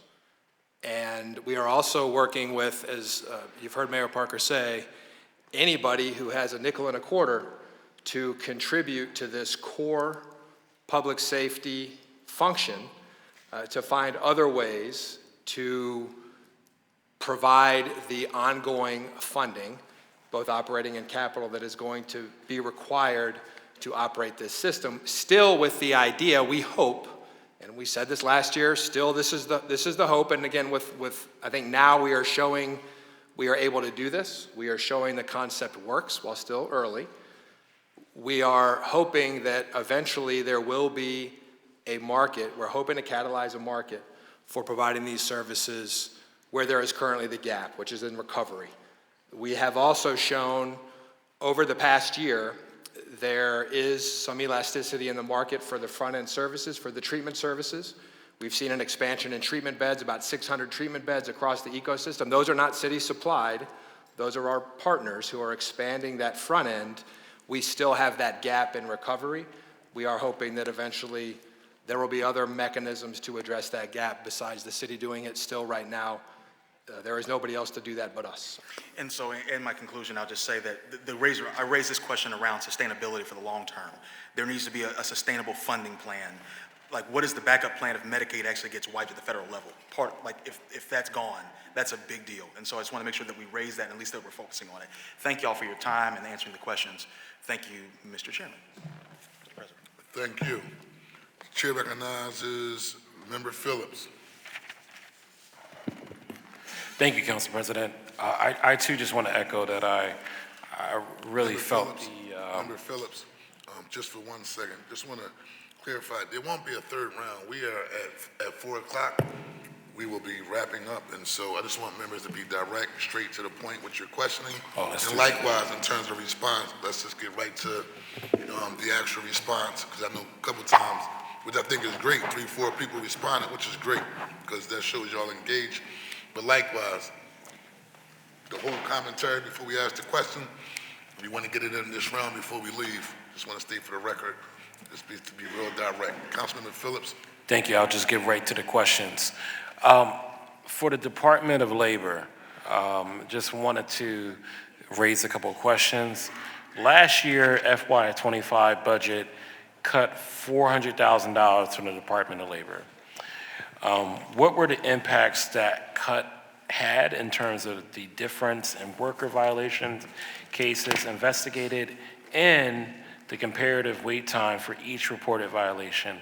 What is the current number of backlog cases and the time each has been waiting? So in terms of comparing the budget from year to year, so in FY25 in the transfer ordinance, we're proposing adding $1 million for their arbitration costs. That's one-time money, so that won't recur in 26, so that'll look like a reduction. I can call up the folks from labor to talk more about the other questions you raised. Thank you. Yeah, thank you, Councilmember Phillips. And I'm going to call up Deputy Director of Labor, Cara Lehaney, to get into more detail. But in terms of your question about last year, and I know Sabrina addressed the difference between FY25 and 26, but last year's difference was solely about one-time payouts and potential bonuses that just didn't carry over as well. Thank you. Good afternoon, Council Member. My name is Cara Lehaney. I'm the First Deputy Director of the Labor Department. I apologize because I am going to ask you to repeat some of your... Absolutely. You asked about the 400,000, I think, sincerely answered that. What were the impact of that change? That there was what are the current number of backlog cases and the time has been taking to investigate them? And I'm sorry, Council Member, which backlog? And we have 4 units, 3 of which do investigations. Which unit are you specifically referring to? This is the Department of, I'm not exactly sure. I didn't know that you had different, those. Let me come back to that question until I get more specific. We'll answer to the... Okay, gotcha. I didn't know it was that nuance. What I can say, Council Member, immediately is that the difference between FY24 and FY25, that $400,000, didn't impact our investigative capacity at all. As was stated, those funds were associated with terminal leave payouts for some longstanding employees who were dropping and things like that. So that didn't impact our capacity to investigate. I'm going to have to get you data on backlogs in any particular area, so I could either try to gather that information and for everything and get it to you later if you want to tell us if there's one particular office or unit in mind that you have. Whichever you prefer, we'll get that information for you. Okay, and then also just for the sake of time, many workers have spoken to our offices about fair retaliation in the form of lost hours, being fired, and other threats. With an increased budget, how will the Department of Labor take action to mitigate retaliation and widespread fear of retaliation among low-wage workers? Well, I'm going to speak directly about our Office of Worker Protection and our Office of Labor Standards. Those are our external-facing offices, and both of them do excellent work in this area. I'll start with the Office of Worker Protection. First of all, they have a community outreach program. And they go out and they educate the Philadelphia workforce and employers as to the worker protection laws that this council has passed. So that's the first step that we take, trying to get people to understand what their rights are. The second step is that OWP will investigate complaints anonymously. They will do what's called a wall-to-wall investigation. They won't focus on a particular person. They'll look at the entire workforce of that site or wherever the complaint comes from. So they have ways of protecting complainants. Finally, there are also anti-retaliation provisions built into those ordinances that council has passed, and OWP investigates and enforces those. The Office of Labor Standards, that office is charged with monitoring the projects where the city is contracted for $100,000 or more. That's something like 470 to 500 projects right now. They actively go out. They are proactive. They interview people on site. They start finding out if, are people getting paid properly according to prevailing wage and the fringe benefits that are associated with that? What about the diversity requirements that are required by our code? Things like that, the apprentice ratio. They're asking all of those questions. Again, they are doing comprehensive, project-wide investigations. They don't reveal that someone may have picked up the phone and said, I don't think I'm being paid properly. They go out and they look at the entire project. Okay. All right, thank you, Council President. Thank you. Before I call on the next member, we have members from we have the mayor, vice president, and their council from Frankfurt, Germany, which is our sister city. They're celebrating 10 years partnering with the city of Philadelphia. To say hello.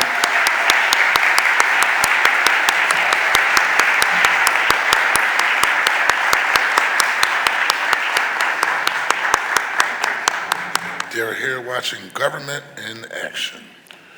The chair recognizes Councilmember Dr. Nina Ahmad, and then next I have Councilmember Majorly Gilmore Richardson. Then I have after that Councilmember Jim Harity. Then we're going to circle back to Councilmember Jeffrey J. Young. And then if we could squeeze in, if it's before 4 o'clock, we'll have Jamie Gauthier, Brooks, and Lozada just give their last brief statement before we wrap up. And just for the record, this is the 5-year plan, but also individual departments will be coming back. And so we'll do a double follow-up regarding the issues and concerns that we want to address. This is just the beginning of the process today. So, got a Thank very you, long Council way to go. President. Dr. Ahmad. Yeah, thank you, Council President. I wanted to just go back about the proposal to eliminate the 1% Development Impact Fund. I wanted to know what impact on the NPI bond issue of the $127 million that happened in 2024, as the development impact fee was part of the bundle of revenues to back that bond issue. I remember Rob telling us, Mr. DeBoe telling us it was not a huge amount, it was $3 million. I just wanted to know what the impact was on that revenue bond. Right. And like the bonds we're considering now, those bonds were covered by all of the revenues of the general fund. The development impact tax was introduced to try to help pay for those bonds. It never generated what we thought it was going to. It generates about $3.5 million a year. So the bonds have really been are being paid off with other revenues. So that tax going away has no impact on our ability to repay the bonds. Okay, thank you for that clarification. My next question is about the impressive and ambitious housing plan. I just wanted to know what percentage of that plan had mixed use, mixed income, and for the mixed income space, where I think that actually addresses the issue of quality as well. I've seen this work in New York. I've seen it in different parts of New York. I see the first person in Brooklyn works really well. So I wanted to know what we were going to do in our plan here.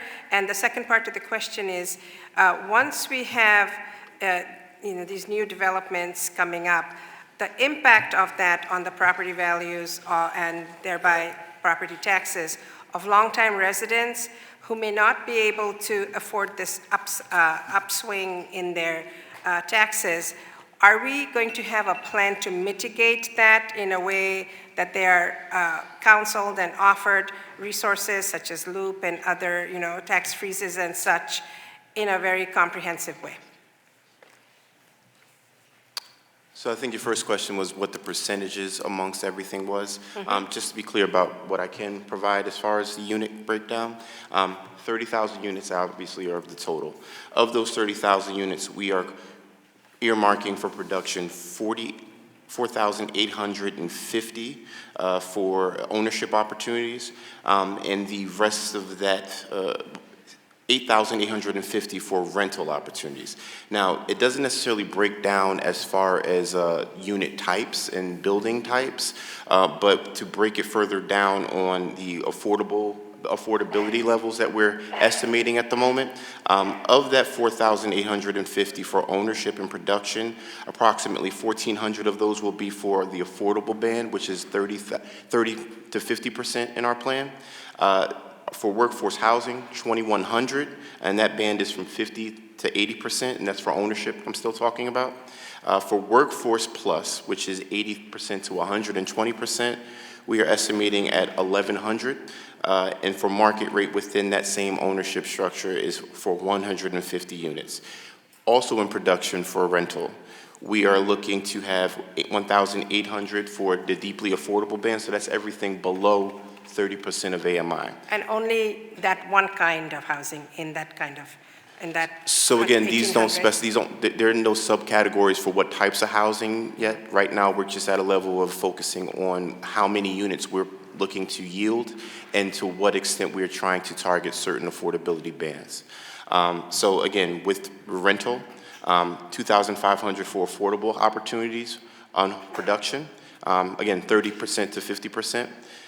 For workforce housing, 50% to 80%, we're looking at 2,900 units. And for Workforce Plus, it's 1,400 units in the rental side. And for market rate, which is above 120% of AMI, that's 150 units as well. So on the flip side, for preservation opportunities, those numbers start to jump at lower AMIs because we're standing up, investing, and expanding a lot of the preservation opportunities as they exist now, and then also investing in some new opportunities as well.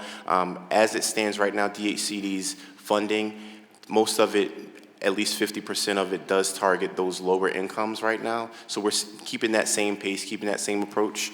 5,600 units for preservation, 9,400 units for preservation, I'm sorry, not 5,600 units for preservation of deeply affordable opportunities. For affordable opportunities, 9,400 units in preservation. For workforce housing, 1,200 units for preservation. And for Workforce Plus, at least 100 units to be affected. So we didn't talk about, these are just the actual units. Are they going to be mixed in terms of mixed income in the same building for affordable, different levels of affordability? It's highly likely. So, you know, we're looking at, we don't specify what unit types, but what I can share is that it'll be a diverse approach in our building. So it will be some single families, there'll be some duplexes, triplexes, quads as well, but then we're also looking to incentivize multifamily development as well. And if we're keeping on pace with what we do now as far as those opportunities, where there's a disposition policy that does require some mixed income opportunities on that publicly owned land, we would anticipate that mix being a model here. So highly recommend to have some of these mixed income units for density purposes as well, if we are going to try to grow our population. That would be ideal. Yeah, thank you. And my very last question is for the police commissioner, very short question. Last time we had heard about your cadets being poached once they were trained by you, and then they were poached by other counties and other states. Has that gone down, or are we still facing that problem? And should we have some way to not allow people who've been trained by us to be poached within a certain time frame? Councilmember Ahmad, you also asked a question around the impact on property value. Can we answer that? Yes, or would please, you like for us please. to? So I want to make sure I'm in keeping with the guidance from the council president. That would mean calling up Greg Heller, our Bring consultant. Greg over. That's a very important question. And I even want to push a little further as it relates to Greg can answer this question. So, for instance, construction costs are higher now, right? And so even though in turn the key, normally we sell a house for $265,000, right? And then you get the subsidy from the city, and that'll get it down to about $180 for a brand new house, right? Which is actually a pretty good deal. However, costs are up, and so you'll have developers who are participating in the Turn the Key program will say, well, at $280,000, right, $280,000, right? You can pull out the largest subsidy from the city, which is $70,000, right? That will bring it down from 280 to 210, right? And then you'll get another 10, 15,000 from the bank. So that'll bring the house again down to the same amount, roughly 190, 195, which is a deal, right, for a brand new house. But that 265 to 285, right, increases the value of the house next door to you that maybe, let's say, on the high end, 200,000 was 150,000, right? So now that next door neighbor, that increase in value is going to go up in their home, which is a good thing, but as a result, their taxes are going to go up. And so it's a legitimate question in terms of how we make sure we're staying in front of it and also aren't perpetuating gentrification in the process. So we're thinking about it on the front end. Yes. Absolutely. Good afternoon. Greg Heller, I'm a partner at Guidehouse, consultant with the city. Yeah, Council President, it's a great question. There are several factors that are connected to it.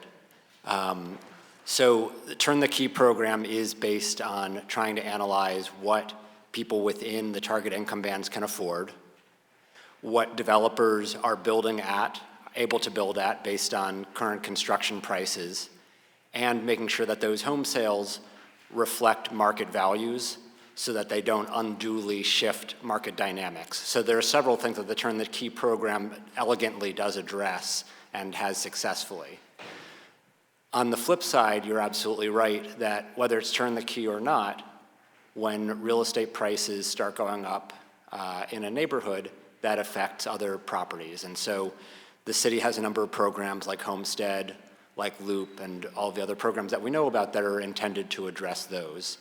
But all of those things are interconnected, as you said. And so it's really important that as the city continue to shape these programs, that they change with changing market dynamics, that they reflect changes in income, in home sale values at the submarket level, construction costs, and I feel confident that the city staff are incorporating all of these variables so that the program can continue to be priced correctly, can do what it's supposed to do, assisting first-time home buyers, providing the right level of support for the contractors and developers in the program, and providing the tax support on the back end so that people can afford their property taxes.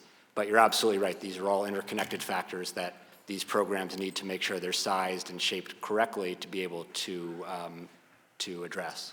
And Greg, we'll work with you on this. Two possible proposals. One, from an intergovernmental relations standpoint, that we should be lobbying and advocating and maybe find someone to sponsor a bill. And I have a person that probably will carry the bill. We were talking to Representative Regina Young regarding carrying a bill to expand the criteria for senior citizens tax freeze, right? Mm-hmm. That's a state-related policy that has to change, right? To freeze the taxes of our seniors, and so we have to increase that criteria, right? So that's something I'd like to figure out how we work in partnership with the state level. And then also, obviously, I'm a main proponent and chairman of Loop, long-term owner occupants program, which at one time was only for 10 years for long-term residents, but now it's for the lifetime of you living inside your home based upon your income criteria.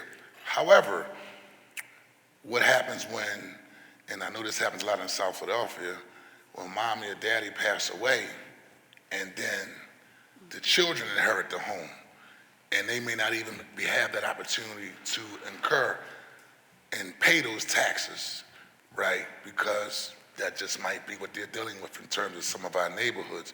So maybe looking at expanding Loop, right, to also cover that next generation who inherit the actual property. So that's something we're going to explore as well, just to make sure we're being preventative. And we all want, I know about equity, so yes, I want equity in all the homes. Definitely in my home, I would like to have it, but at the same time, we want development without displacement, right? And so the more we think about it on the front end, we can be able to mitigate some of the issues that could possibly have unintended consequences down the line. And so, and Council President, a decade ago, when I worked for the mayor as her executive director of the Philadelphia delegation with the Pennsylvania House of Representatives, when she was delegation chair, we were huge supporters of Loop then, senior tax freeze then, and even more now. So absolutely yes, we are absolutely in support of that, but also seeing the development happen without the displacement. We know that there's case studies around the country, including the Dudley Street project, which is something that I love to read about and study about, and we're going to see that here in Philadelphia as well. absolutely. Dr. Amaya, any other questions before? No, thank you. And I was just, my last question to the commissioner. Thank you. Thank you. The chair recognizes the majority leader Gilmore Richardson. Council President, I know that Excuse me. Dr. Ahmad had a question for. Oh, I'm sorry. Go ahead. Question. One last question. Yeah. Do you need me to say it again? No, I think I got it, Yeah. Commissioner Bethel. Yeah. So one of the things, I share my frustration around cadets leaving, and they have to continue, but This past year, this in the latter part of last year, Commissioner Healy on my team got good counsel from the law department. We, for the first time, introduced a MOU which the individual signed. So every recruit starting in December were required to sign a document that if they leave within the first year, they would owe us $58,000. That gets prorated over 3 years. So if they stay beyond within the 3-year period, if they leave policing, we do not go to recoup that funds, but if they stay in policing and opt to, as one individual left the next day, just from graduating. We're hopeful, we're early in the process. We've had 2 classes now signing that memorandum. Can't go back in time for those who are in the academy already. We'll be able to see if that's at least holding them longer than the period of time that we were seeing. So we're hopeful that model will work, and we'll be able to report out to you probably in this next budget cycle next year to see, yes, in fact, is having an impact. Well, thank you. That was a Good. smart move, and I'm glad to see, you worked on that in this budget cycle, so Yeah, thank you. appreciate that. Yes, ma'am. Any other questions, Dr. Nina Mott? You're welcome. Thank you very much. The chair recognizes Majority Leader Gilmore Richardson, then Councilman Quetzalcoatl, then Councilmember Jeffrey J. Young. Thank you. Thank you, Mr. President. I wanted to try to get this question on the record, and this is for our finance and budget team.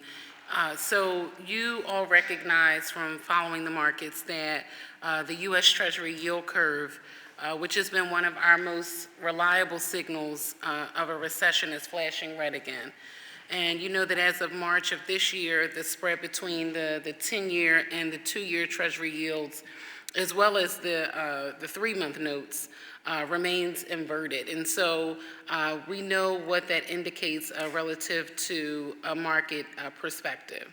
And so I wanted to sort of talk about our overall financial picture around any concerns that you all may have with the bond market and any other indicators around our financial future in the short term, because I heard you all talk about earlier that the borrowing, you wanted that to happen very quickly. And so based on what's happening in the market, I wanted to put that on the record. In addition to, on page 2 of the testimony, you talked about having consideration for a number of those challenges and other potential risks as a part of the mayor's proposed 5-year plan, but that we are maintaining positive fund balances. And you notated that the BSR and the federal funding reserve, keeps us, that we continue to make contributions to those reserves, and that it'll be up to $280 million by the end of the plan. And we worked on that with my BSR legislation.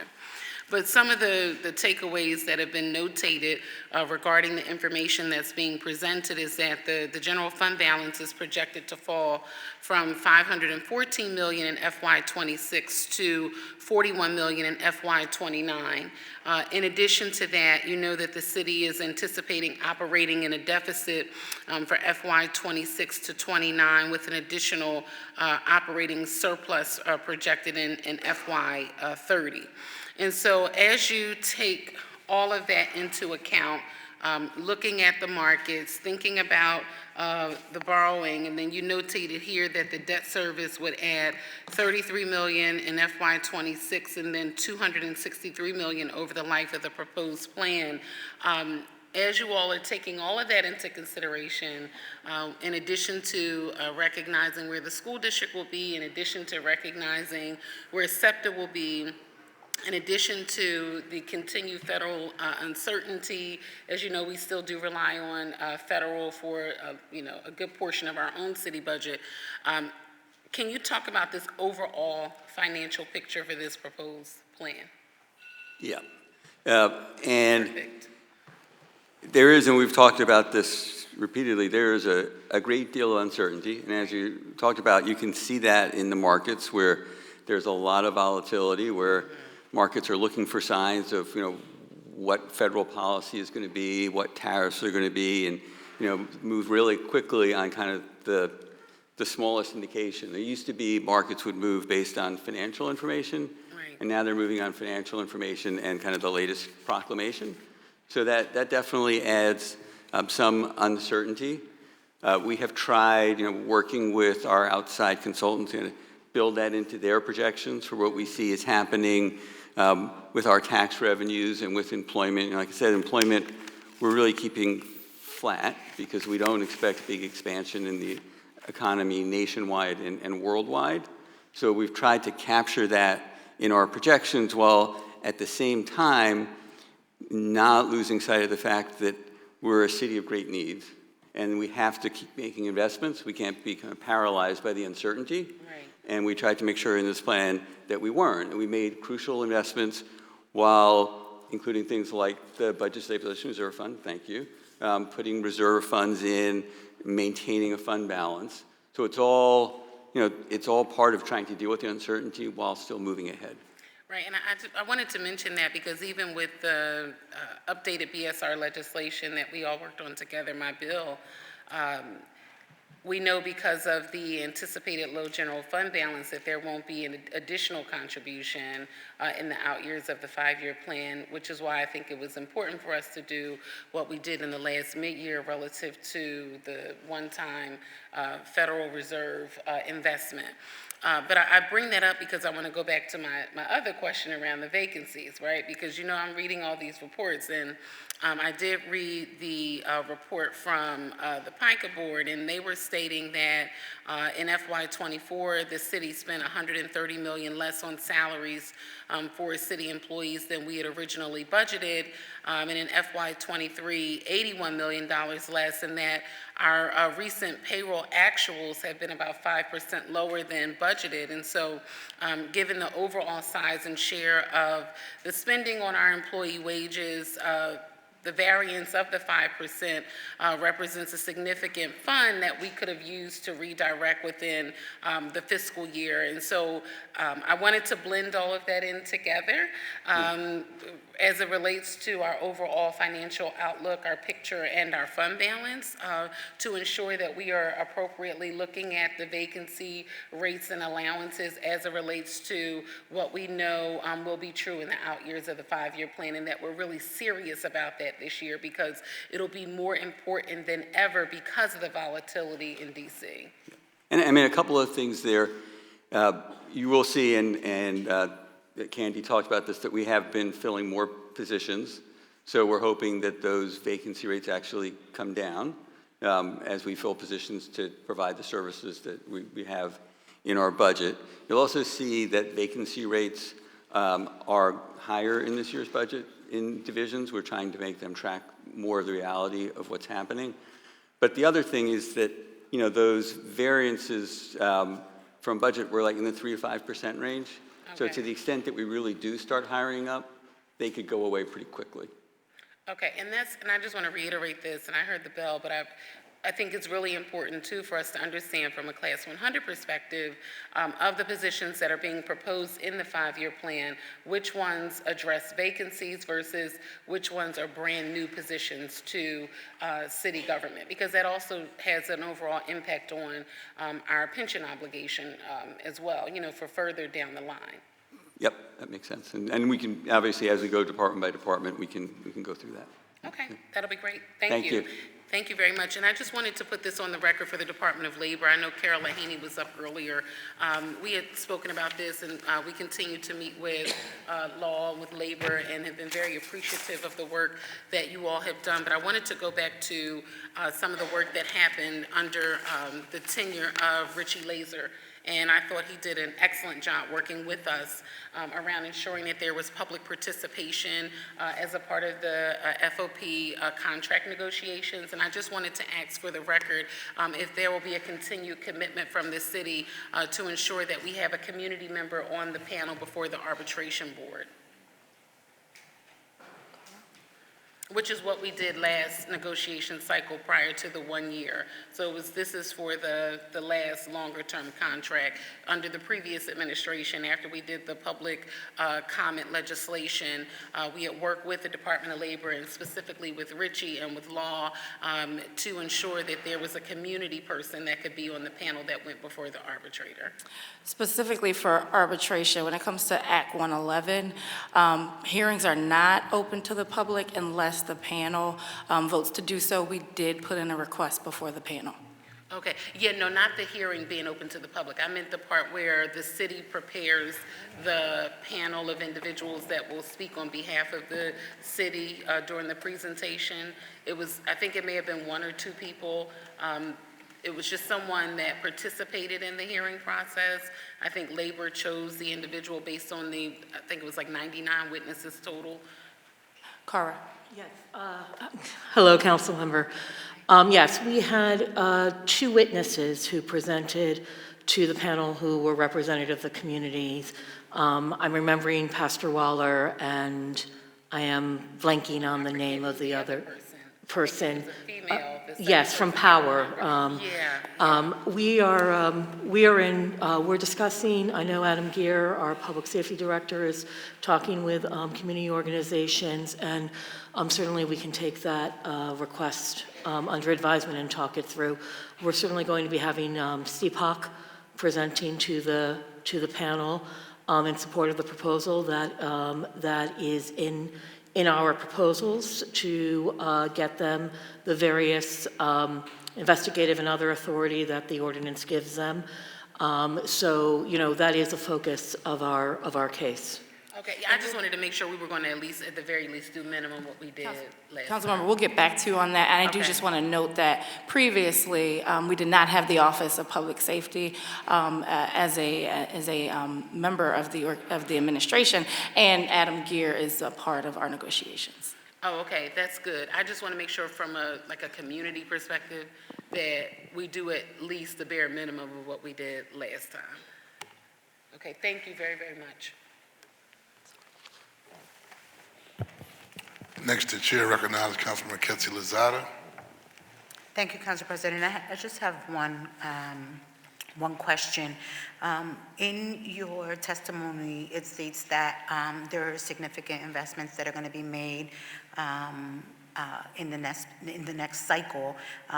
Riverview was mentioned to complete the new tower, a multi-year project to renovate the fire academy, critical improvements to the city's prison systems, and that made me think about the prison systems, right? Sometimes we don't often hear about the issues around the prison systems until there is some type of crisis. And so my question is that given the ongoing challenges of the with prison staffing and security, are there plans to enhance staffing levels or security measures in conjunction with the facility renovations? Thank you, Councilmember. I'll call on Managing Director Teal to answer that question.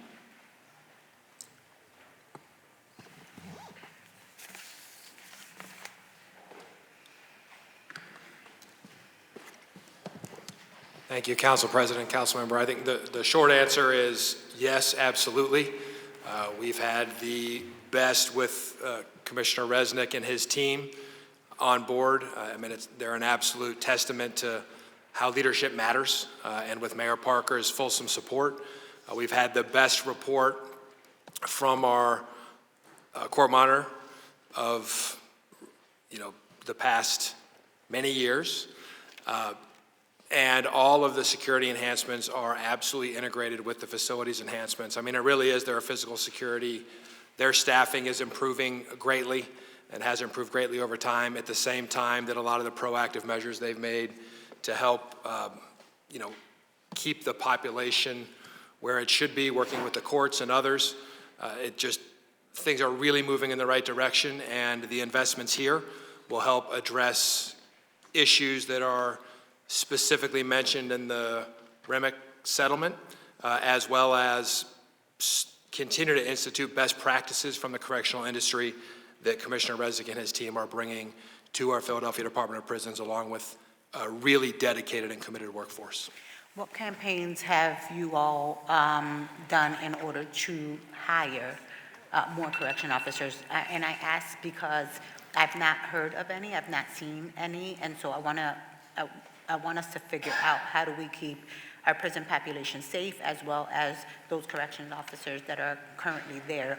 We hear from them often, right, that they need help, right, that they want to maintain safety as a priority in the system, but they don't have enough bodies. And so what are we doing as it relates to making sure that those who are there have the support that they need in order to efficiently do their jobs?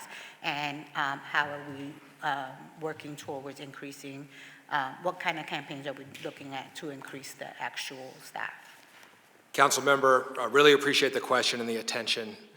It's a really long list, and we will have prisons here for their own session. So we have page after page after page of enhancements that Commissioner Resnick and his team have put in place in full consultation and in conjunction with the Law Department, Managing Director's Office. So we could probably spend a lot of time answering those questions in a detailed way. We have a full-time recruitment officer with PDP now. We have a retained advertising firm, and they're putting campaigns out there, and the proof is really in the pudding.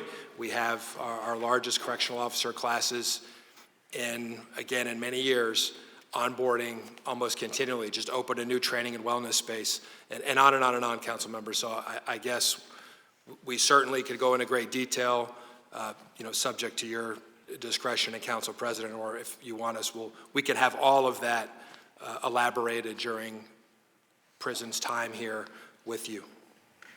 I look forward to hearing about that campaign, Council President. Again, we get contacted by some of our officers in the prison systems who stress the importance of needing more support, right? And so I want to make sure that we're doing whatever we can through this budget process to ensure that they are safe as well as our prison population. Thank you. Thank you. Chair recognizes Councilman Jeffrey J. Young. Thank you, Mr. President. And I just have a question for Rob DeBoe. But before I get there, I just want to set the record straight. I didn't want to make it seem like I'm minimizing anyone's efforts in this. I know everyone's efforts. We're all working in it every single day. And I know you're working continuously to make sure that Philadelphia is the safest city in the country. I understand that completely. And I just wanted to elevate that conversation. I just wanted to put that to the forefront because I know it's at the forefront of a lot of folks' minds. And not to say that my colleagues, you are not out there in the community doing the work. I know you are. But I just wanted to elevate that in the comments. And some of the answers we received, talking about the programs that exist that address that issue of public safety and gun violence in our city, there were a lot of different departments that had something to do with that. And that goes to my question that I have for Rob. Can you explain to us the type of budgeting method that the city uses? Yep. We use program-based budgeting. So we'll look at each program, what we spend, what outcomes we expect from it. And when you look at our budget detail and you look at our 5-year plan, you'll see that for each department we show what we spend, what we expect for that, if they're going to generate any revenues. So we put that all together so you can see what we're getting. And I guess how often are programs change, or in the budgeting process, are you looking to see the effectiveness of each program as you're allocating more or less resources when we're looking at I guess certain particular outcomes that you're looking for?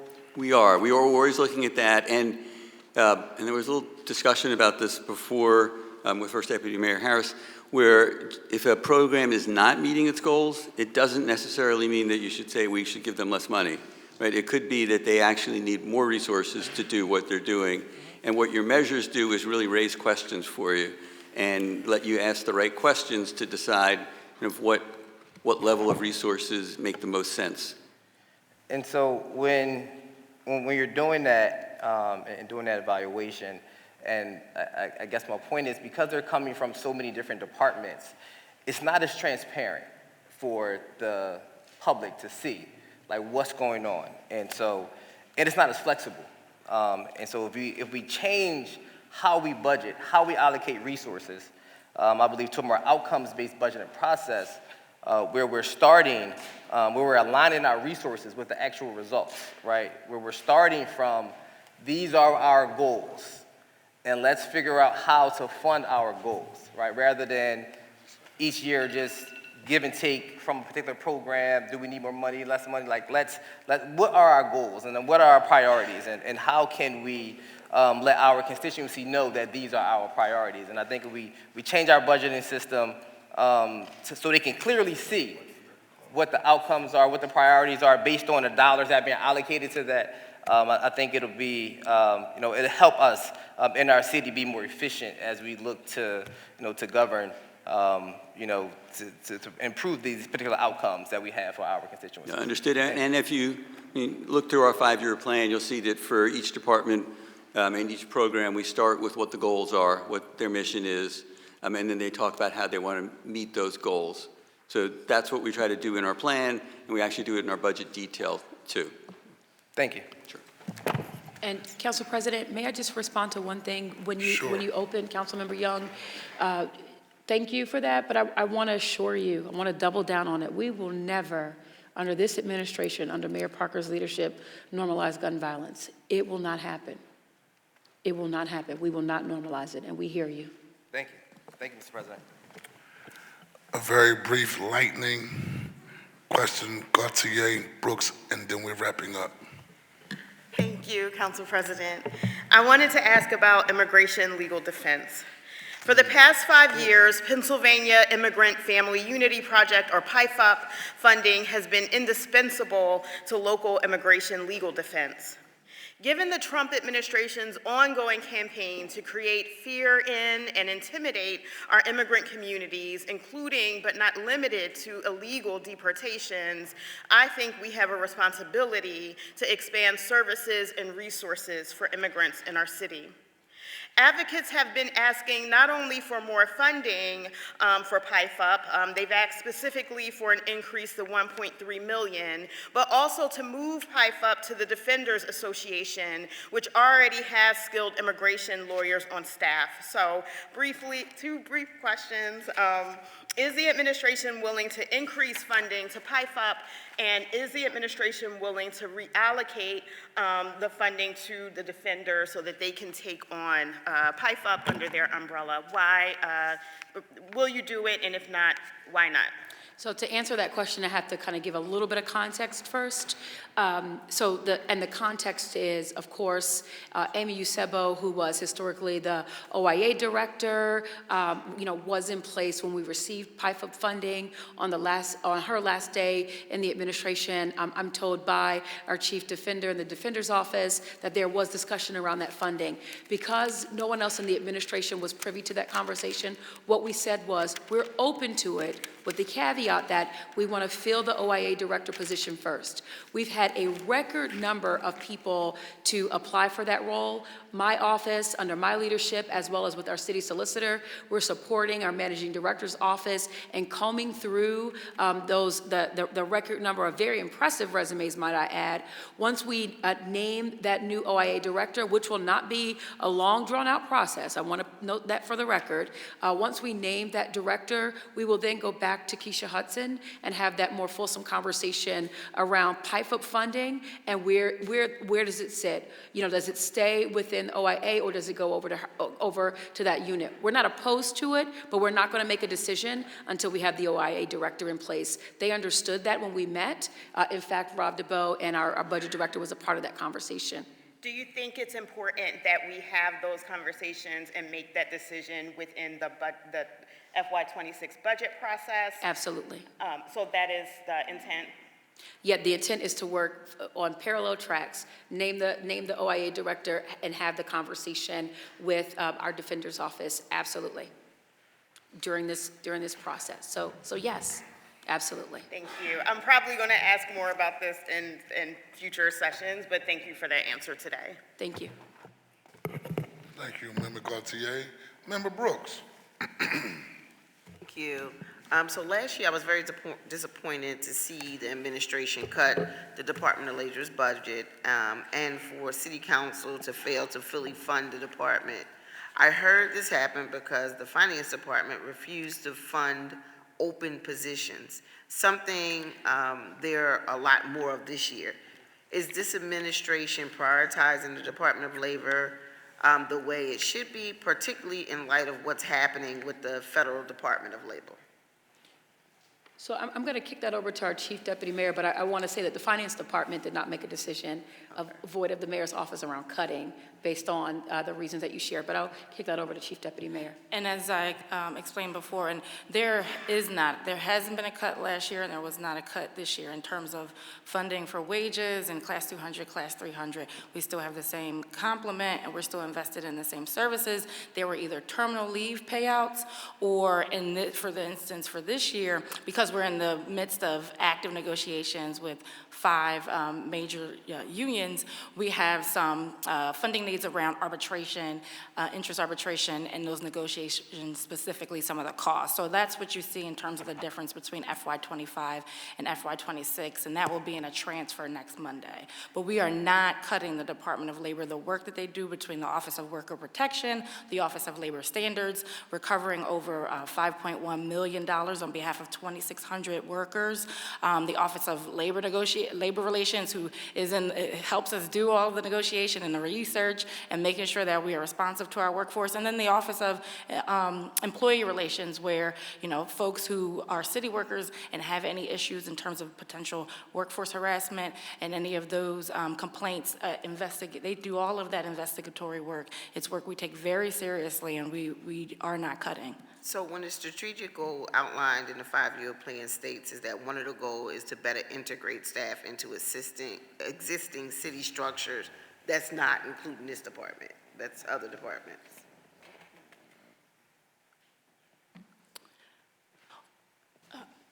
Well, we always aim to better integrate our workforce into the city structures. That's not indicative of any cuts or any deprioritizing. Okay, thank you. You good? I'm good. Okay, thank you very much. So to Deputy Chief Mayor, Sinceri Harris, to Vanessa Garra-Harley, Deputy Mayor, and the Chief of Staff, Tiffany Thurman, I thank you for your presentation on the 5-year plan. Give me a round of applause, y'all, right? Now, I've been around for a little while, and oftentimes, and I've been an elected official in city council since 2011. I've also been a state representative under Governor Eric Rendell and Tom Corbett. And so during Women's History Month, it's not often that you see 3 women in leadership. Rather we agree or disagree, and as we go through this budget process, but 3 women in leadership like leading the helm and the charge moving forward. So if you can say that.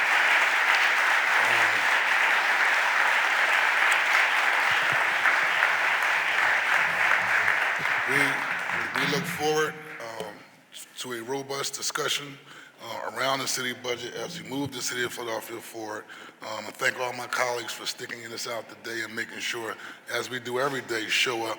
And so the chair recognizes my majority leader, Catherine Gilmore Richardson, for a motion that the public hearing and meeting on the bills and resolutions before the committee today stand and recess until Wednesday, March the 26th, 2025 at 12:30 p.m. in room 400, City Hall.